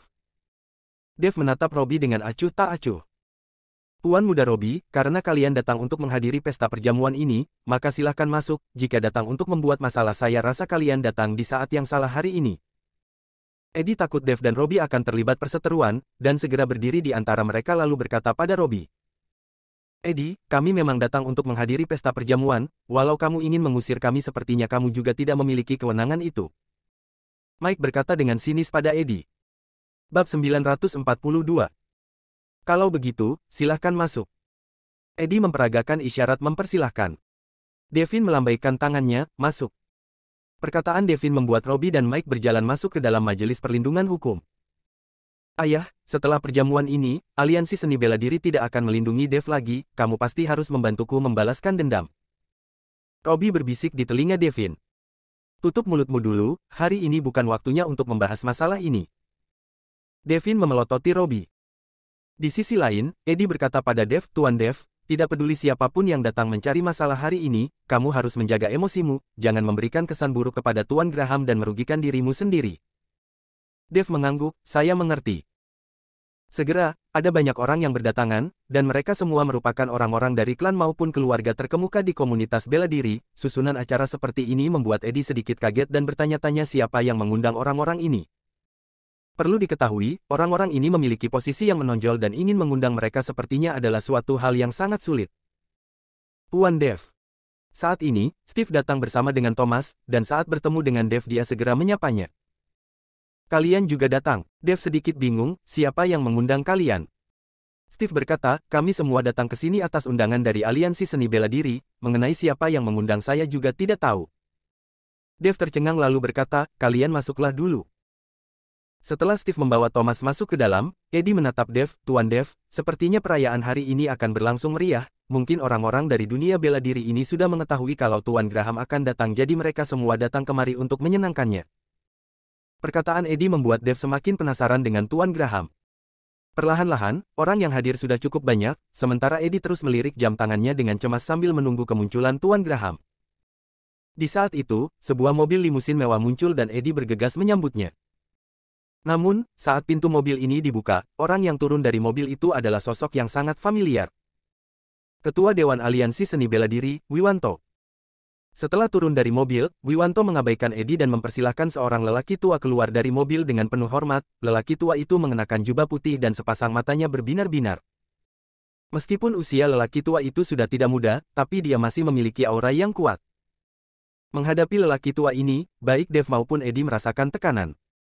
Ketua Arthur, selamat datang." Setelah melihat lelaki tua itu, Eddie segera berkata dengan penuh hormat, bahkan nada bicaranya juga sedikit berubah. Lelaki tua itu mengangguk kecil sebagai sapaan pada Eddie, lalu tatapannya jatuh pada Dev. "Ini adalah Dev yang membunuh Ichiro Watanabe." Lelaki tua itu menunjuk Dev. "Benar, dia adalah Dev." Eddie menganggukkan kepalanya lalu berkata pada Dev, "Dev, beliau adalah Ketua Aliansi Seni Bela Diri, Ketua Arthur Smith." "Halo Ketua Arthur." Dev menganggukkan kepalanya sebagai sapaan. Arthur berdeham dan tidak mengatakan apapun, lalu berjalan ke dalam Majelis Perlindungan Hukum dengan Wiwanto. Ketua Arthur, kebetulan sekali. Saat Arthur hendak berjalan masuk ke dalam majelis perlindungan hukum, sebuah mobil tiba-tiba berhenti dan seseorang yang turun dari mobil menyapa Arthur. Kepala keluarga King, tidak disangka kamu juga terlambat. Arthur melihat orang yang menyapanya dan tertawa. Sedangkan Dev yang melihat orang yang ada di depannya, tubuhnya tiba-tiba memancarkan aura membunuh dalam sekejap. Merasakan aura pembunuh yang ada di tubuh Dev, Navin menatap Dev sambil tersenyum. Ini adalah pertama kalinya mereka berdua saling menatap satu sama lain dari jarak dekat. Namun Navin juga hanya melirik Dev lalu mengalihkan pandangannya dan berjalan ke dalam majelis perlindungan hukum sambil berbincang dengan Arthur. Bab 943. Puan Dev, kamu kenapa? Eddie yang ada di samping Dev juga merasakan aura pembunuh dari tubuh Dev dan bertanya dengan bingung. Tidak apa-apa, Dev menggelengkan kepalanya. Eddie melihat Dev yang tidak mau mengatakannya juga tidak mendesak lagi. Tidak lama setelah itu, Frank pun tiba, namun sosok Tuan Graham tetap tidak terlihat, hingga pada akhirnya Eddie dan Devhani masuk teh dulu. Saat ini di aula majelis perlindungan hukum sudah dipenuhi dengan orang-orang, dan mereka semua bukan orang biasa, orang-orang ini sedang berbicara satu sama lain, ada juga yang sedang memejamkan matanya. Di kerumunan orang-orang ini, Dev menemukan sosok-sosok yang familiar, si perampok makam Herman, Scott dari klan Guntur juga hadir, hanya saja Dev tidak tahu apakah mereka datang bersama dengan keluarga atau diundang sendiri. Namun di antara orang-orang ini, tidak terlihat tanda-tanda dari keluarga Wijaya dan keluarga Bastian, baik Eko maupun Roy tidak terlihat muncul di sini, seharusnya keluarga Wijaya dan keluarga Bastian belum memenuhi persyaratan. Dan setelah hampir setengah jam kemudian, suasana aula yang tadinya riuh tiba-tiba menjadi hening, seorang pria parubaya terlihat memasuki ruangan, diikuti oleh 4 pria berseragam di belakangnya. Pria parubaya itu memancarkan aura yang kuat, membuat orang tidak berani menatapnya langsung. Setelah melihat pria parubaya ini, semua orang berdiri secara serempak. Sedangkan Dev yang melihat pria parubaya yang berjalan masuk itu seketika membulatkan matanya, dan wajahnya penuh keterkejutan. Bukan karena Dev mengenal pria parubaya itu, melainkan 4 pria berseragam yang ada di belakang pria parubaya itu, Dev pernah bertemu dengan mereka. 4 orang ini adalah orang yang muncul saat Dev pertama kali bertemu dan diselamatkan oleh Bram di Kota Gama, bahkan kapten tim juga berada di antaranya. Saat Dev melihat kemampuan dari 4 orang itu, Dev sudah menganggap mereka seperti makhluk abadi, tapi sekarang ternyata mereka hanyalah pengikut dari orang lain. Puan Graham. Semua orang berteriak menyapa pria parubaya itu. Hahaha, maaf, ada sedikit urusan yang membuatku terlambat. Puan Graham tertawa kecil dan melambaikan tangannya untuk mempersilahkan semua orang kembali duduk. Tuan Dev, dia adalah Tuan Graham yang saya bicarakan, sekarang dia mewakili departemen khusus itu. Eddie berbisik kepada Dev. Dev mengangguk, tanpa diperkenalkan oleh Eddie pun Dev sudah dapat melihatnya. Hanya dengan kekuatan 4 pengikut yang ada di belakang Tuan Graham itu saja sepertinya sudah tidak menjadi tandingan bagi banyak orang yang ada di sini. Perjamuan dimulai, Tuan Graham memegang selembar kertas dan mulai mengatakan beberapa hal resmi, meskipun tidak ada yang suka mendengarkan hal-hal ini, tapi mereka semua harus duduk dengan tenang. Setelah mengatakan beberapa hal yang tidak menyenangkan, tatapan Tuan Graham menyapu Dev dan berkata sambil tersenyum, dalam kompetisi internasional kali ini, bisa mendapatkan kemenangan dan membunuh Ichiro Watanabe yang sombong itu semuanya berkat Dev. Kalian yang berada di komunitas bela diri seharusnya lebih banyak belajar dari Dev, jangan hanya melihat keuntungan kecil yang ada di depan kalian, kalian harus mengutamakan negara. Saya tahu kalian para klan dan keluarga bela diri, biasanya tidak suka dikendalikan dan tidak suka bergabung dengan lembaga pemerintahan dan dibatasi, saya juga tidak akan memaksa karena setiap orang memiliki aspirasi mereka masing-masing, namun saya berharap kalian berada di dunia bela diri tidak saling berkelahi dan membunuh demi sedikit sumber daya, saya yang dengar kalian begitu banyak klan dan keluarga mengincar Dev hanya karena sebuah kristal naga, bukankah kalian sudah mendapatkan cukup banyak sumber daya dari pelatihan tahunan yang kami adakan setiap tahunnya untuk komunitas bela diri? Sekarang Dev sudah bergabung dengan Majelis Perlindungan Hukum, itu artinya dia adalah anggota pemerintahan, saya percaya kalian yang duduk di sini tahu apa akibatnya jika membunuh Dev. Perkataan Tuan Graham seketika menimbulkan hiruk-pikuk dari bawah panggung. Raut wajah Navin menjadi suram, dia sama sekali tidak menyangka, Dev akan bergabung dengan lembaga kecil seperti Majelis Perlindungan Hukum, dan mengalami keberuntungan seperti ini, hingga membuat Tuan Graham bergerak dan membantunya berbicara. Di saat bersamaan, seluruh anggota keluarga Tantra juga kaget, Robbie baru saja ingin membalas dendam pada Dev, sekarang dari petinggi langsung mengatakan hal seperti ini, bagaimana mungkin keluarga Tantra bisa melawan Dev? Bab 944. Tuan Graham, maksudmu adalah Dev boleh melakukan apa saja kepada orang lain, sedangkan kami tidak boleh membunuh dia, begitu? Saat ini, Robbie yang tangannya sudah patah bangkit berdiri dan bertanya dengan nada yang agak kesal. Perkataan Robbie membuat semua orang menatapnya, dan tatapan mereka penuh dengan keterkejutan. Siapa pemuda itu? Berani mempertanyakan perkataan Tuan Graham. Itu putra dari keluarga Tantra bukan, sepertinya keluarga Tantra akan segera tamat. Benar-benar anak muda yang tidak takut mati. Semua orang mulai berdiskusi. Sedangkan Devin di sisi lain langsung berkeringat dingin karena ketakutan. Dasar bajingan, cepat duduk. Devin menamparkan Robbie lalu bergegas berkata pada Tuan Graham, Tuan Graham, saya sangat meminta maaf, putra saya tidak tahu apa-apa, saya harap kamu tidak marah. Kepala keluarga Tantra, tidak masalah, biarkan putramu menyelesaikan kalimatnya, lihat putramu masih muda dan sudah mencapai ranah Great Grandmaster, dia memiliki bakat yang lumayan. Tuan Graham tidak marah, sebaliknya dia berkata dengan wajah tersenyum. Devin hendak mengatakan sesuatu, namun Robbie sudah angkat bicara terlebih dulu, Tuan Graham, Dev memotong satu tanganku, saya tidak bisa tidak membalaskan dendam ini, sekarang jika kamu membelanya seperti ini, bagaimana kami bisa meyakinkan komunitas bela diri? Bajingan, tubuh Devin bergetar karena marah setelah mendengar perkataan Robbie, dia hendak melayangkan tamparannya pada Robbie lagi. Hentikan, Tuan Graham berkata dengan raut wajah dingin, lalu dengan jentikan tangannya tubuh Devin kembali terhempas ke belakang dan duduk kembali pada kursinya. Perlu diketahui Devin sudah mencapai tingkat ke-7 dari ranah Great Grandmaster, kekuatannya bisa membelah gunung, melangkah ke udara juga bukan masalah baginya, namun dengan jentikan tangan dari Tuan Graham dia seperti seekor lalat, dan langsung membuat Devin duduk di kursinya. Dev yang menyaksikan pemandangan ini merasa sangat terkejut dalam hatinya, sepertinya jalan kultivasi tidak pernah berakhir, untuk memiliki hak bicara dan dihormati oleh orang lain, dia sendiri harus memiliki kekuatan. Saat ini Dev tidak pernah begitu bersemangat untuk mendapatkan kekuatan. Berani main tangan di hadapanku, menganggapku tidak ada di sini. Perkataan Tuan Graham membuat Devin berkeringat dingin, dan suasana di seluruh aula menjadi tegang. Tuan Graham, saya tidak berani, Devin berkata sambil menyeka keringat dinginnya. Nak, jangan takut, lanjutkan apa yang membuatmu merasa tidak puas. Tuan Graham menatap Robbie dan berkata sambil tersenyum. Saya, tidak ada hal lain yang membuat saya merasa tidak puas. Robbie menggelengkan kepalanya, tadi dia terpancing oleh emosi dan berdiri untuk mempertanyakan Tuan Graham, sekarang Robbie yang sudah menenangkan dirinya sudah merasa takut setengah mati di dalam hatinya. Karena tidak ada yang lain, maka saya akan menjelaskannya padamu, saya tidak pernah memusuhi siapapun, yang saya inginkan adalah komunitas bela diri bisa mengikuti peraturan dan berkompetisi serta berkembang secara sehat, bukan saling berkelahi dan membunuh satu sama lain hanya karena sedikit sumber daya. Jika kalian memiliki konflik, maka lakukan saja sesuai dengan aturan yang ada di dalam komunitas bela diri, untuk apa aliansi seni bela diri didirikan. Tuan Graham berkata lalu menoleh pada Arthur, Ketua Arthur, coba beritahukan kepada kami untuk apa aliansi seni bela diri didirikan. Arthur segera berdiri dan berkata, Tuan Graham, aliansi seni bela diri didirikan untuk menjaga ketertiban dalam dunia bela diri, dan menghukum kultivator iblis yang menggunakan cara-cara jahat. Kalau begitu, apakah aliansi seni bela diri dapat menangani masalah yang baru saja disampaikan oleh anak ini? Tanya Tuan Graham. Bisa, saya pasti akan menanganinya, jika kedua belah pihak berkonflik maka bisa dilakukan sesuai dengan aturan dalam dunia bela diri, mengatur pertarungan, hidup atau mati, tidak diizinkan untuk membalas dendam pribadi di luar arena ring.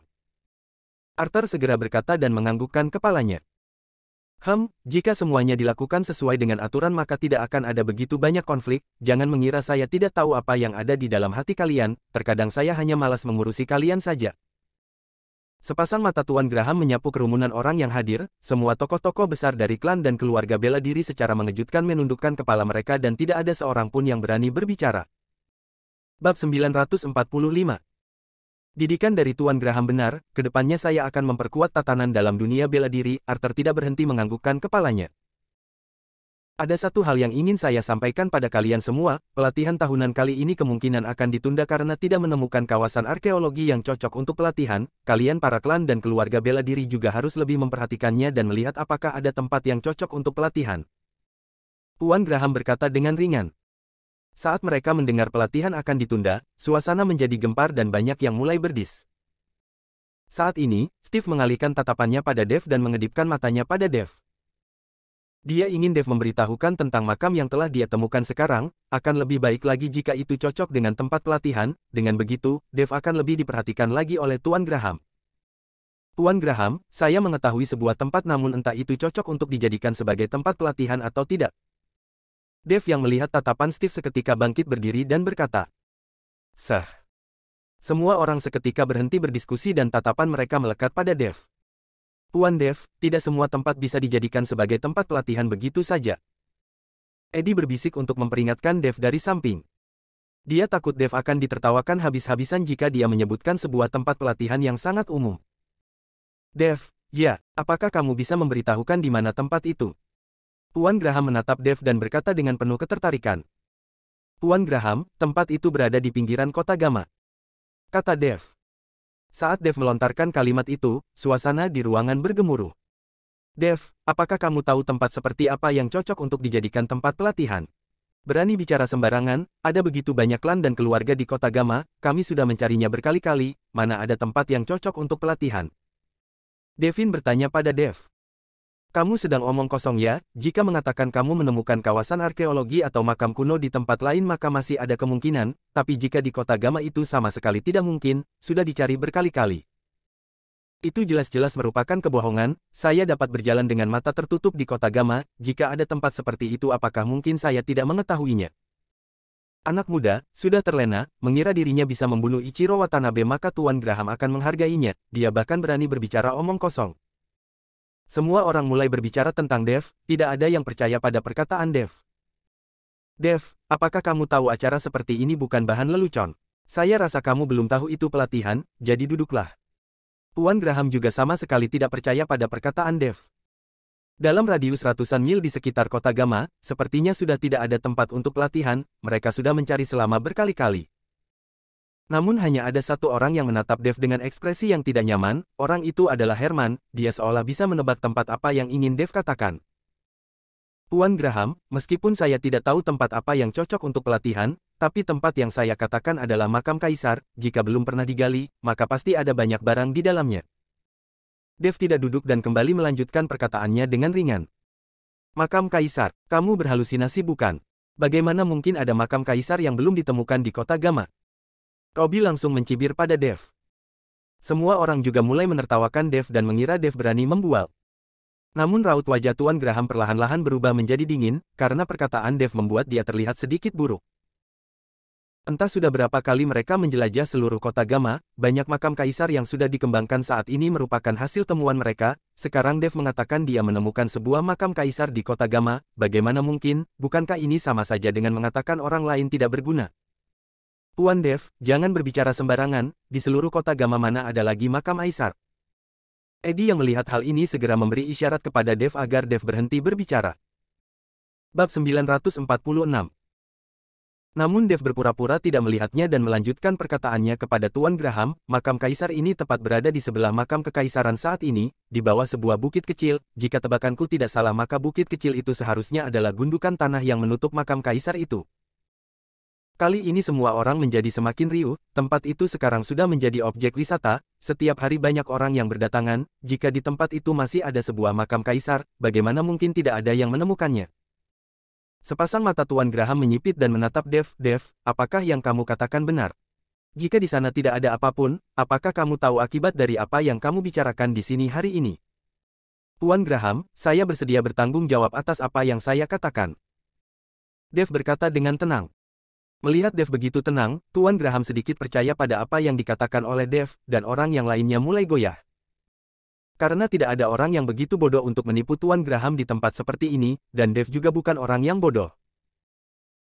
"Tuan Graham, memang ada sebuah makam di bawah bukit itu, hanya saja apakah itu merupakan makam kaisar atau bukan, tidak jelas, beberapa waktu lalu saya juga sudah menemukannya, dan saat saya hendak memeriksanya beberapa hari lalu saya bertemu dengan anak ini, yang mengganggu formasi 7 bintang saya untuk memeriksanya jadi saya tidak melaporkannya terlebih dulu."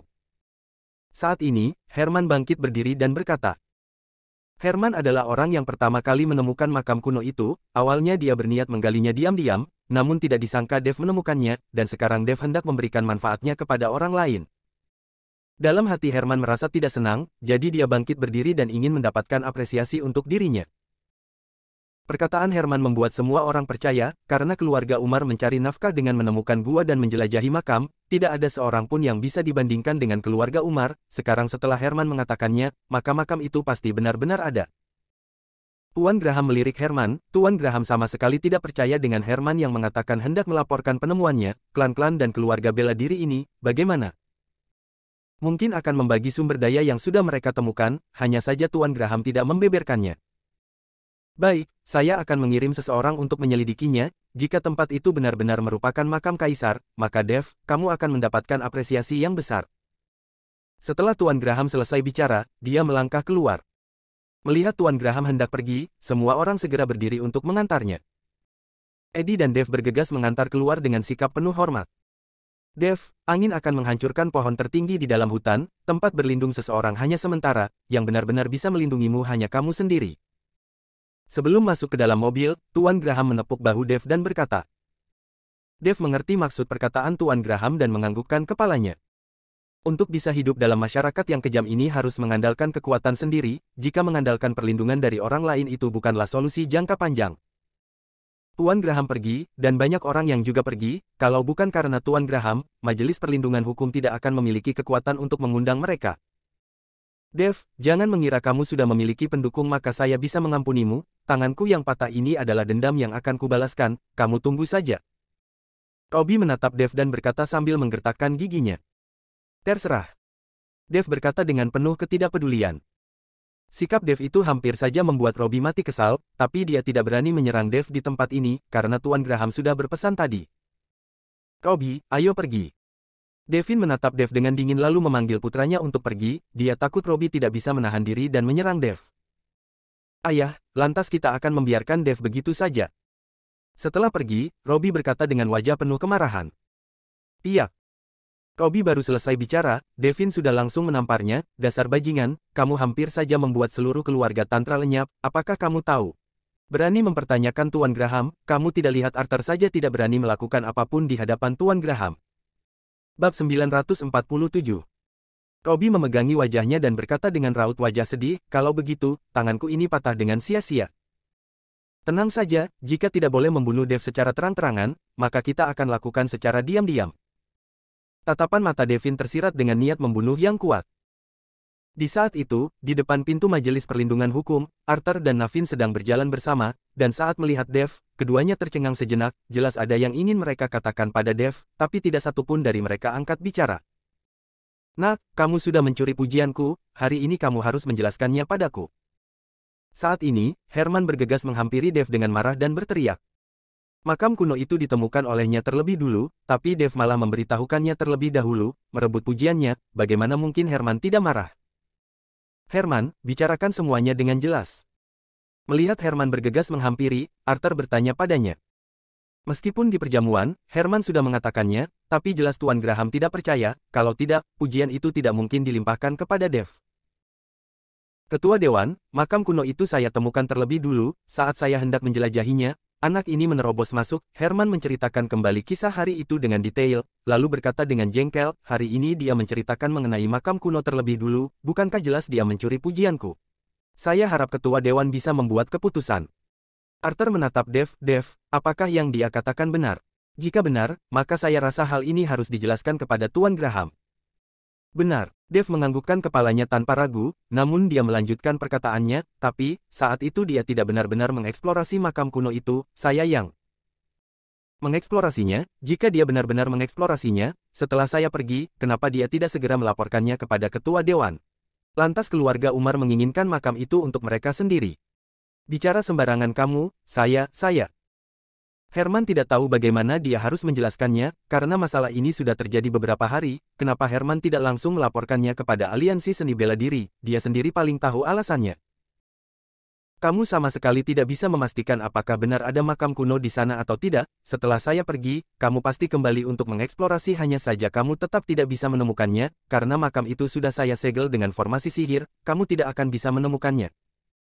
Melihat sikap Herman, Dev langsung membeberkannya. Kamu, Herman tidak bisa berkata-kata dan pada akhirnya dia menggertakkan giginya dan menunjuk ke arah Dev, nak, kamu tunggu saja, cepat atau lambat kamu akan tahu akibatnya.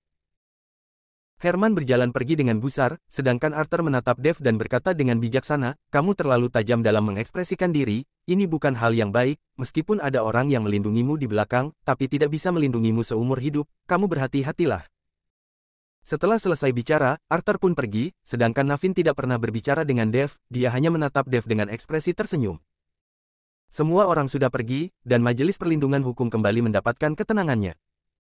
Tuan Dev, meskipun Tuan Graham sudah angkat bicara, tapi kamu sebaiknya lebih berhati-hati, saya menyadari orang yang kamu singgung sudah tidak sedikit. Eddie menatap Dev dengan tidak berdaya dan berkata, jalan kultivasi itu panjang, akan selalu ada batu sandungan, jika jalannya mulus maka saya rasa selamanya tidak akan bisa berkembang. Dev tersenyum dengan ringan. Eddie tidak memahami Dev, satu-satunya alasan Dev melakukan hal ini adalah karena dia menginginkan lebih banyak sumber daya jika dia ingin meningkatkan kekuatannya maka dia tidak bisa melepaskan hal ini. Sedangkan Dev tidak mampu meluangkan waktu panjang untuk berkultivasi, karena ibunya masih mengalami penderitaan, meskipun Dev belum pernah bertemu dengan ibunya, tapi dia tahu, ibunya pasti sangat mencintai dia, sebagai putranya dia bertanggung jawab untuk menyelamatkan ibunya. Bab 948. Melihat Dev seperti itu, Eddie menyadari Dev semakin berubah, dia tidak tahu sejak kapan pemuda yang dulu dia anggap remeh sekarang selangkah demi selangkah membuat dia semakin kagum. Di sisi lain, dalam perjalanan pulang ke kediaman keluarga King, raut wajah Navin tampak muram. Kepala keluarga, Tuan Graham sudah angkat bicara, apa yang harus kita lakukan? Efron bertanya dengan suara pelan. Lakukan saja sebagaimana harusnya, Tuan Graham hanya mengatakan tidak boleh membunuh Dev, tidak mengatakan tidak boleh menangkapnya, yang saya inginkan bukan nyawa Dev, saya hanya menginginkan identitasnya saat ini, apa kamu mengerti? Navin menatap Efron dan bertanya padanya. Mengerti, Efron menganggukkan kepalanya. Membunuh Dev atau tidak, bagi Navin tidak ada artinya, yang dia inginkan hanya menangkap Dev, setelah memastikan identitas Dev, dia akan menggunakan Dev untuk mengancam adiknya Esther untuk mengatakan rahasia yang sudah dia tanyakan selama 20 tahun lebih, itu adalah hal yang paling penting. Kamu bawalah orang untuk pergi dan melihat tempat yang Dev katakan, jika memang benar tempat itu dipilih untuk pelatihan, maka bawalah beberapa hadiah untuk Ketua Arthur, jika itu benar-benar makam Kaisar, maka harta karun di dalamnya juga pasti tidak sedikit. Navin berkata dan menyipitkan kedua matanya. Saya mengerti, kepala keluarga tidak perlu khawatir. Efron menganggukkan kepalanya. Efron akan berpartisipasi dalam pelatihan kali ini, apa yang dia lakukan sekarang bisa dikatakan dilakukan untuk dirinya sendiri, Efron tidak mungkin tidak memperhatikan masalah ini. Setelah kompetisi berakhir, Dev tidak tinggal di kota Gama terlalu lama, dia membawa Bram dan yang lainnya kembali ke kota Surau. Sebelum kembali ke kota Surau, Dev pergi ke lembah pengobatan untuk membuat salep giok hitam dan dibawa pulang. Saat Dev membawa salep giok hitam dan pergi ke rumah sakit, bawahan Yansen serta Fata menyambutnya dengan sangat senang. Dev menatap Yansen dan Fata yang terbaring di ranjang rumah sakit, dua orang itu terbaring dan tidak bisa bergerak, namun mereka masih sadar dan dapat berbicara serta berkomunikasi dengan normal, hanya saja seluruh tulang di dalam tubuh mereka patah dan membuat mereka tidak bisa bergerak. Sebatang rokok berada di dalam mulut Yansen, dan di sampingnya seorang bawahannya sedang membantunya menjentikkan abu rokok, melihat sikap Yansen sepertinya dia sangat santai. Yansen, seluruh tulang di dalam tubuhmu sudah hancur dan menjadi seorang yang lumpuh, tapi kamu masih sanggup merokok. Dev berkata dengan ketus. Tuan Dev, kamu bahkan bisa membangkitkan orang mati, selama saya, Yansen masih bisa bernafas, saya tidak takut. Yansen terkekeh. Dev juga tersenyum dengan tidak berdaya, lalu mengeluarkan salep giok hitam, kamu terlalu yakin saya bisa menyembuhkan kalian, jika saya tidak mempunyai cara, saya mau lihat kamu masih bisa tertawa atau tidak. Setelah selesai berbicara, Dev menyerahkan salep giok hitam itu kepada anak buah yang ada di samping, barang ini terbagi menjadi dua bagian, satu bagian untuk dimakan dan satu bagian lagi untuk dioleskan, sehari sekali jangan lupa. Baik Tuan Dev, bawahan itu menerima salep giok hitam dan berkata dengan penuh hormat. Tuan Dev, apa yang kamu bawa? Kenapa hitam sekali, apakah itu akan merusak kulit? Fata bertanya dengan cemas. Dev tidak menyangka, Fata yang sudah menjadi seperti ini masih mengkhawatirkan kulitnya dan tidak bisa menahan tawanya, benar-benar sulit untuk menebak apa yang ada di isi kepala wanita ini. Ini adalah salep giok hitam, dia bisa menyembuhkan kembali tulang dan memulihkan tulang, bahkan memiliki efek untuk kecantikan, membuat kulit seperti bayi yang baru lahir. Dev berkata dengan ringan. Fata yang mendengarnya seketika sangat bersemangat, dan berkata pada bawahannya, sisakan salep giok hitam itu lebih banyak untukku, Yansen cukup meminumnya saja tidak perlu dioleskan pada tubuhnya, kulit coklatnya itu, tidak ada gunanya. Yansen yang mendengar itu memutar matanya, dan dua orang itu terlibat pertengkaran. Dev melihat dua orang itu dan tertawa dengan pasrah, setelah tinggal sesaat dia pun pergi, dengan adanya salep giok hitam, Yansen dan Fata memerlukan waktu 1 minggu untuk bisa kembali berjalan. Bab 949. Villa Perumahan Bumi Indah. Setelah mengetahui bahwa Yuki dan Eli serta yang lainnya pulang, baik Juan dan Indrawan segera bergegas pulang ke rumah. Juan sudah sangat lama tidak bertemu dengan Yuki. Saat melihat Yuki, Juan langsung meneteskan air mata dan memeluk Yuki dengan erat. Melihat ayahnya yang menjadi semakin tua, hati Yuki merasa bersalah. Demi mengikuti Dev berkelana di luar, dia meninggalkan ayahnya seorang diri di rumah. Ayah, maafkan saya, sudah membuatmu menderita seorang diri. Yuki terus menyalahkan dirinya sendiri. Anak bodoh, saya tahu kamu mengikuti Dev untuk melakukan hal-hal besar, kepulanganmu kali ini, ayah bisa merasakan perbedaan pada tubuhmu. Juan juga ikut senang untuk Yuki, tidak ada orang yang tidak berharap anaknya bisa sukses. Indrawan juga menggenggam tangan Eli dengan erat, cucu kesayangannya ini juga sudah banyak berubah, ini membuat Indrawan sangat bahagia. Dev yang melihat pemandangan di depannya juga merasa tersentuh, dia juga tidak tahu apakah meminta Yuki dan Eli menemaninya berkelana di luar, berada jauh dari keluarga merupakan hal yang benar atau salah, apakah dia terlalu egois. Namun, sekarang mereka semua sudah kembali berkumpul bersama, dan memiliki waktu bersama. Dev memperkenalkan Bram kepada Juan dan Indrawan, saat mereka tahu Bram sangat menjaga Yuki dan Eli, mereka sangat merasa berterima kasih pada Bram. Malam harinya, Juan secara khusus meminta Hotel Sawasde untuk menyiapkan perjamuan makan malam, mereka semua makan bersama dengan bahagia. Eli dan Yuki kembali ke rumah masing-masing untuk beristirahat, sementara Dev mengajak Bram, Helen dan Elena untuk tinggal di Villa Perumahan Bumi Indah. Dev akan membiarkan Bram tinggal di sini mulai sekarang, meskipun kota Surau adalah kota kecil, tapi lingkungan di Villa Perumahan Bumi Indah merupakan tempat yang indah dan cocok untuk menghabiskan hari tua. Setelah menyelesaikan semuanya, Dev mengeluarkan sebutir pil hewan buas. Ini adalah pil hewan buas dari monster penelan. Sekarang Dev sudah berada di puncak tingkatan Grandmaster. Setelah memakan pil hewan buas ini, dia mungkin bisa menembus ranah Great Grandmaster, dan Dev dapat membentuk inti emas di dalam tubuhnya. Setelah menjelaskan pada Bram, Dev kembali ke kamarnya dan menutup pintu kamarnya. Dia bersiap untuk mengasingkan diri selama sesaat, dan menembus ranah Great Grandmaster. Dengan adanya dukungan dari Tuan Graham, Dev akan aman saja untuk beberapa waktu ini, namun Dev tidak tahu berapa lama keamanan ini akan bertahan, jadi dia harus segera berlatih. Meskipun Bram sekarang sudah tidak memiliki kemampuan bela diri tapi dengan adanya serigala salju, ditambah Yuki, Eli dan Helen, jika ada orang yang ingin membalas dendam, mereka bisa melindungi Dev, dan Dev tidak perlu khawatir. Melihat pil hewan buas yang ada di tangannya, Dev langsung menelannya tanpa ragu-ragu. Segera setelah itu, gelombang energi spiritual meledak di dalam dantian Dev, dan kristal naga yang ada di dalam tubuh Dev tampaknya juga terpengaruh dan mulai memancarkan cahaya keemasan yang redup. Energi spiritual yang ada di dalam pil hewan buas, ditambah dengan energi spiritual yang dipancarkan oleh kristal naga seolah akan membuat dantian Dev meledak, dan energi spiritual itu tidak berhenti mengalir melalui tubuh Dev. Seni konsentrasi hati dengan cepat berputar di dalam tubuh Dev dan tidak berhenti menyerap serta memurnikan energi spiritual yang melimpah. Kening Dev mulai berkeringat, dan sekujur tubuhnya membengkak seperti balon, lalu kembali menyusut.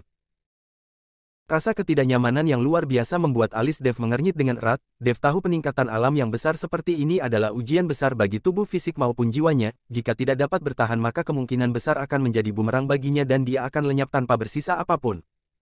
Tubuh Dev mulai bersinar dengan cahaya keemasan, tubuh emas yang tidak dapat terluka milik Dev digunakan secara maksimal. Di luar kamar, Bram melihat cahaya keemasan yang terus berkedip dari dalam kamar, dan wajahnya menunjukkan sedikit kepuasan. Bab 950, menangkapnya kembali. 3 hari kemudian. Sebuah pesan yang menggemparkan telah diposting di forum Aliansi Seni Bela Diri oleh Ketua Dewan Aliansi Seni Bela Diri, Arthur. Sebuah makam kaisar telah ditemukan di pinggiran kota Gama, dan ini merupakan makam kaisar yang paling besar. Setelah penggalian singkat, tidak ada tanda-tanda pencurian makam kaisar yang ditemukan. Aliansi Seni Bela Diri memutuskan untuk mengadakan pelatihan bela diri kali ini di makam kaisar ini. Undangan akan dikirimkan setelah ini, dan klan serta keluarga yang menerima undangan harus bersiap dan dalam 10 hari, pelatihan akan dimulai. Hanya sebuah pesan seperti ini membuat seluruh komunitas bela diri gempar. Makam kaisar benar-benar ditemukan di kota Gama, mereka bahkan tidak berani membayangkannya sebelumnya, bahkan itu merupakan makam terbesar yang pernah digali, harta karun yang ada di dalamnya pasti bisa dibayangkan. Hampir semua klan dan keluarga bela diri mulai antusias dengan pelatihan bela diri kali ini, mereka semua mempersiapkan diri dan berharap mereka akan menerima undangan. Di saat bersamaan, di aula kediaman keluarga King, Navin sedang mengadakan pertemuan dengan seluruh anggota senior keluarga King. Pelatihan kali ini merupakan pelatihan yang luar biasa, keluarga King juga harus menanggapinya dengan serius. Efron, beritahu kepada para tetua mengenai kabar yang telah kamu terima. Navin berkata pada Efron. Baik. Efron mengangguk lalu berkata, saat menjelajahi makam saya membawa orang untuk pergi ke lokasi dan memastikan kalau itu merupakan sebuah makam kaisar. Saat disegel dan digali untuk membuka pintu makam, hembusan angin yang suram berhembus dan suara gemerincing samar-samar terdengar dari tengah makam. Tidak ada yang tahu apa yang ada di dalam sana, tapi sekarang tempat itu sudah dijaga oleh aliansi seni bela diri dan hanya dapat didekati saat pelatihan. Saya sudah menghadiahkan beberapa barang kepada Ketua Arthur, dan mendapatkan daftar undangan dari Ketua Arthur, kepala keluarga dan para tetua, silahkan lihat. Efron berkata sambil mengeluarkan sebuah dokumen lalu membagikan salinannya di depan setiap orang. Ingin mendapatkan keuntungan maksimal dari pelatihan kali ini, tentu saja harus mengetahui musuh sendiri. Navin mengambil daftar nama dan mengernyitkan keningnya. Kepala keluarga, apakah ada yang salah? Hati Efron menegang dan segera bertanya. Tidak mudah baginya untuk bisa mendapatkan kesempatan berpartisipasi dalam pelatihan, dia tidak boleh membuat kesalahan. Dev bahkan ada di dalam daftar nama pelatihan kali ini, tanya Navin. Benar, saya sudah bertanya pada Ketua Arthur, ini adalah permintaan dari Tuan Graham, karena Dev adalah orang yang menemukan makam kaisar dan memberitahukan kepada Tuan Graham. Efron mengangguk. Dev ini sudah memiliki banyak musuh, jika dia berpartisipasi dalam pelatihan, maka dia tidak akan bisa keluar hidup-hidup dengan mengandalkan kemampuannya itu. Navin terlihat muram, dia menginginkan Dev tetap hidup karena Dev hanya berguna untuknya jika masih hidup, kalau dia sampai mati di dalam makam itu, Dev yang mati itu tidak ada gunanya bagi Navin. Kepala keluarga, bagaimana kalau kita turun tangan untuk melindungi Dev dalam pelatihan kali ini? Efron bertanya dengan hati-hati dan meminta saran dari Navin. Tidak boleh, pelatihan kali ini bukan hal yang kecil, kita tidak bisa menyisihkan energi untuk melindungi Dev, makam kaisar yang skalanya begitu besar pasti memiliki banyak harta karun dan sumber daya di dalamnya, kita harus mendapatkan sumber daya yang ada di dalamnya dengan sesegera mungkin agar tidak dirampas oleh klan dan keluarga lain terlebih dulu. Navin menggelengkan kepalanya tanpa ragu. Lalu apa yang harus kita lakukan? Efron bertanya dengan serba salah. Navin ragu-ragu lalu menatap seorang pria tua yang ada di sebelah kanannya dan berkata, pelindung utama, kalian berlima pergilah ke kota Suro lalu tangkap Dev kemari. Namun harus dilakukan secara rahasia, sebaiknya jangan sampai identitas kalian terbongkar, dan jangan biarkan Dev ikut serta dalam pelatihan. Siap laksanakan. Pelindung utama bangkit berdiri lalu pergi bersama beberapa pelindung lainnya. 5 pelindung milik keluarga King sudah mencapai ranah Great Grandmaster, dan kekuatan mereka semua sudah melewati Great Grandmaster tingkat 5, kekuatan mereka berlima sebanding dengan sebuah klan, dan bisa dilihat betapa hebatnya kekuatan yang dimiliki oleh keluarga King.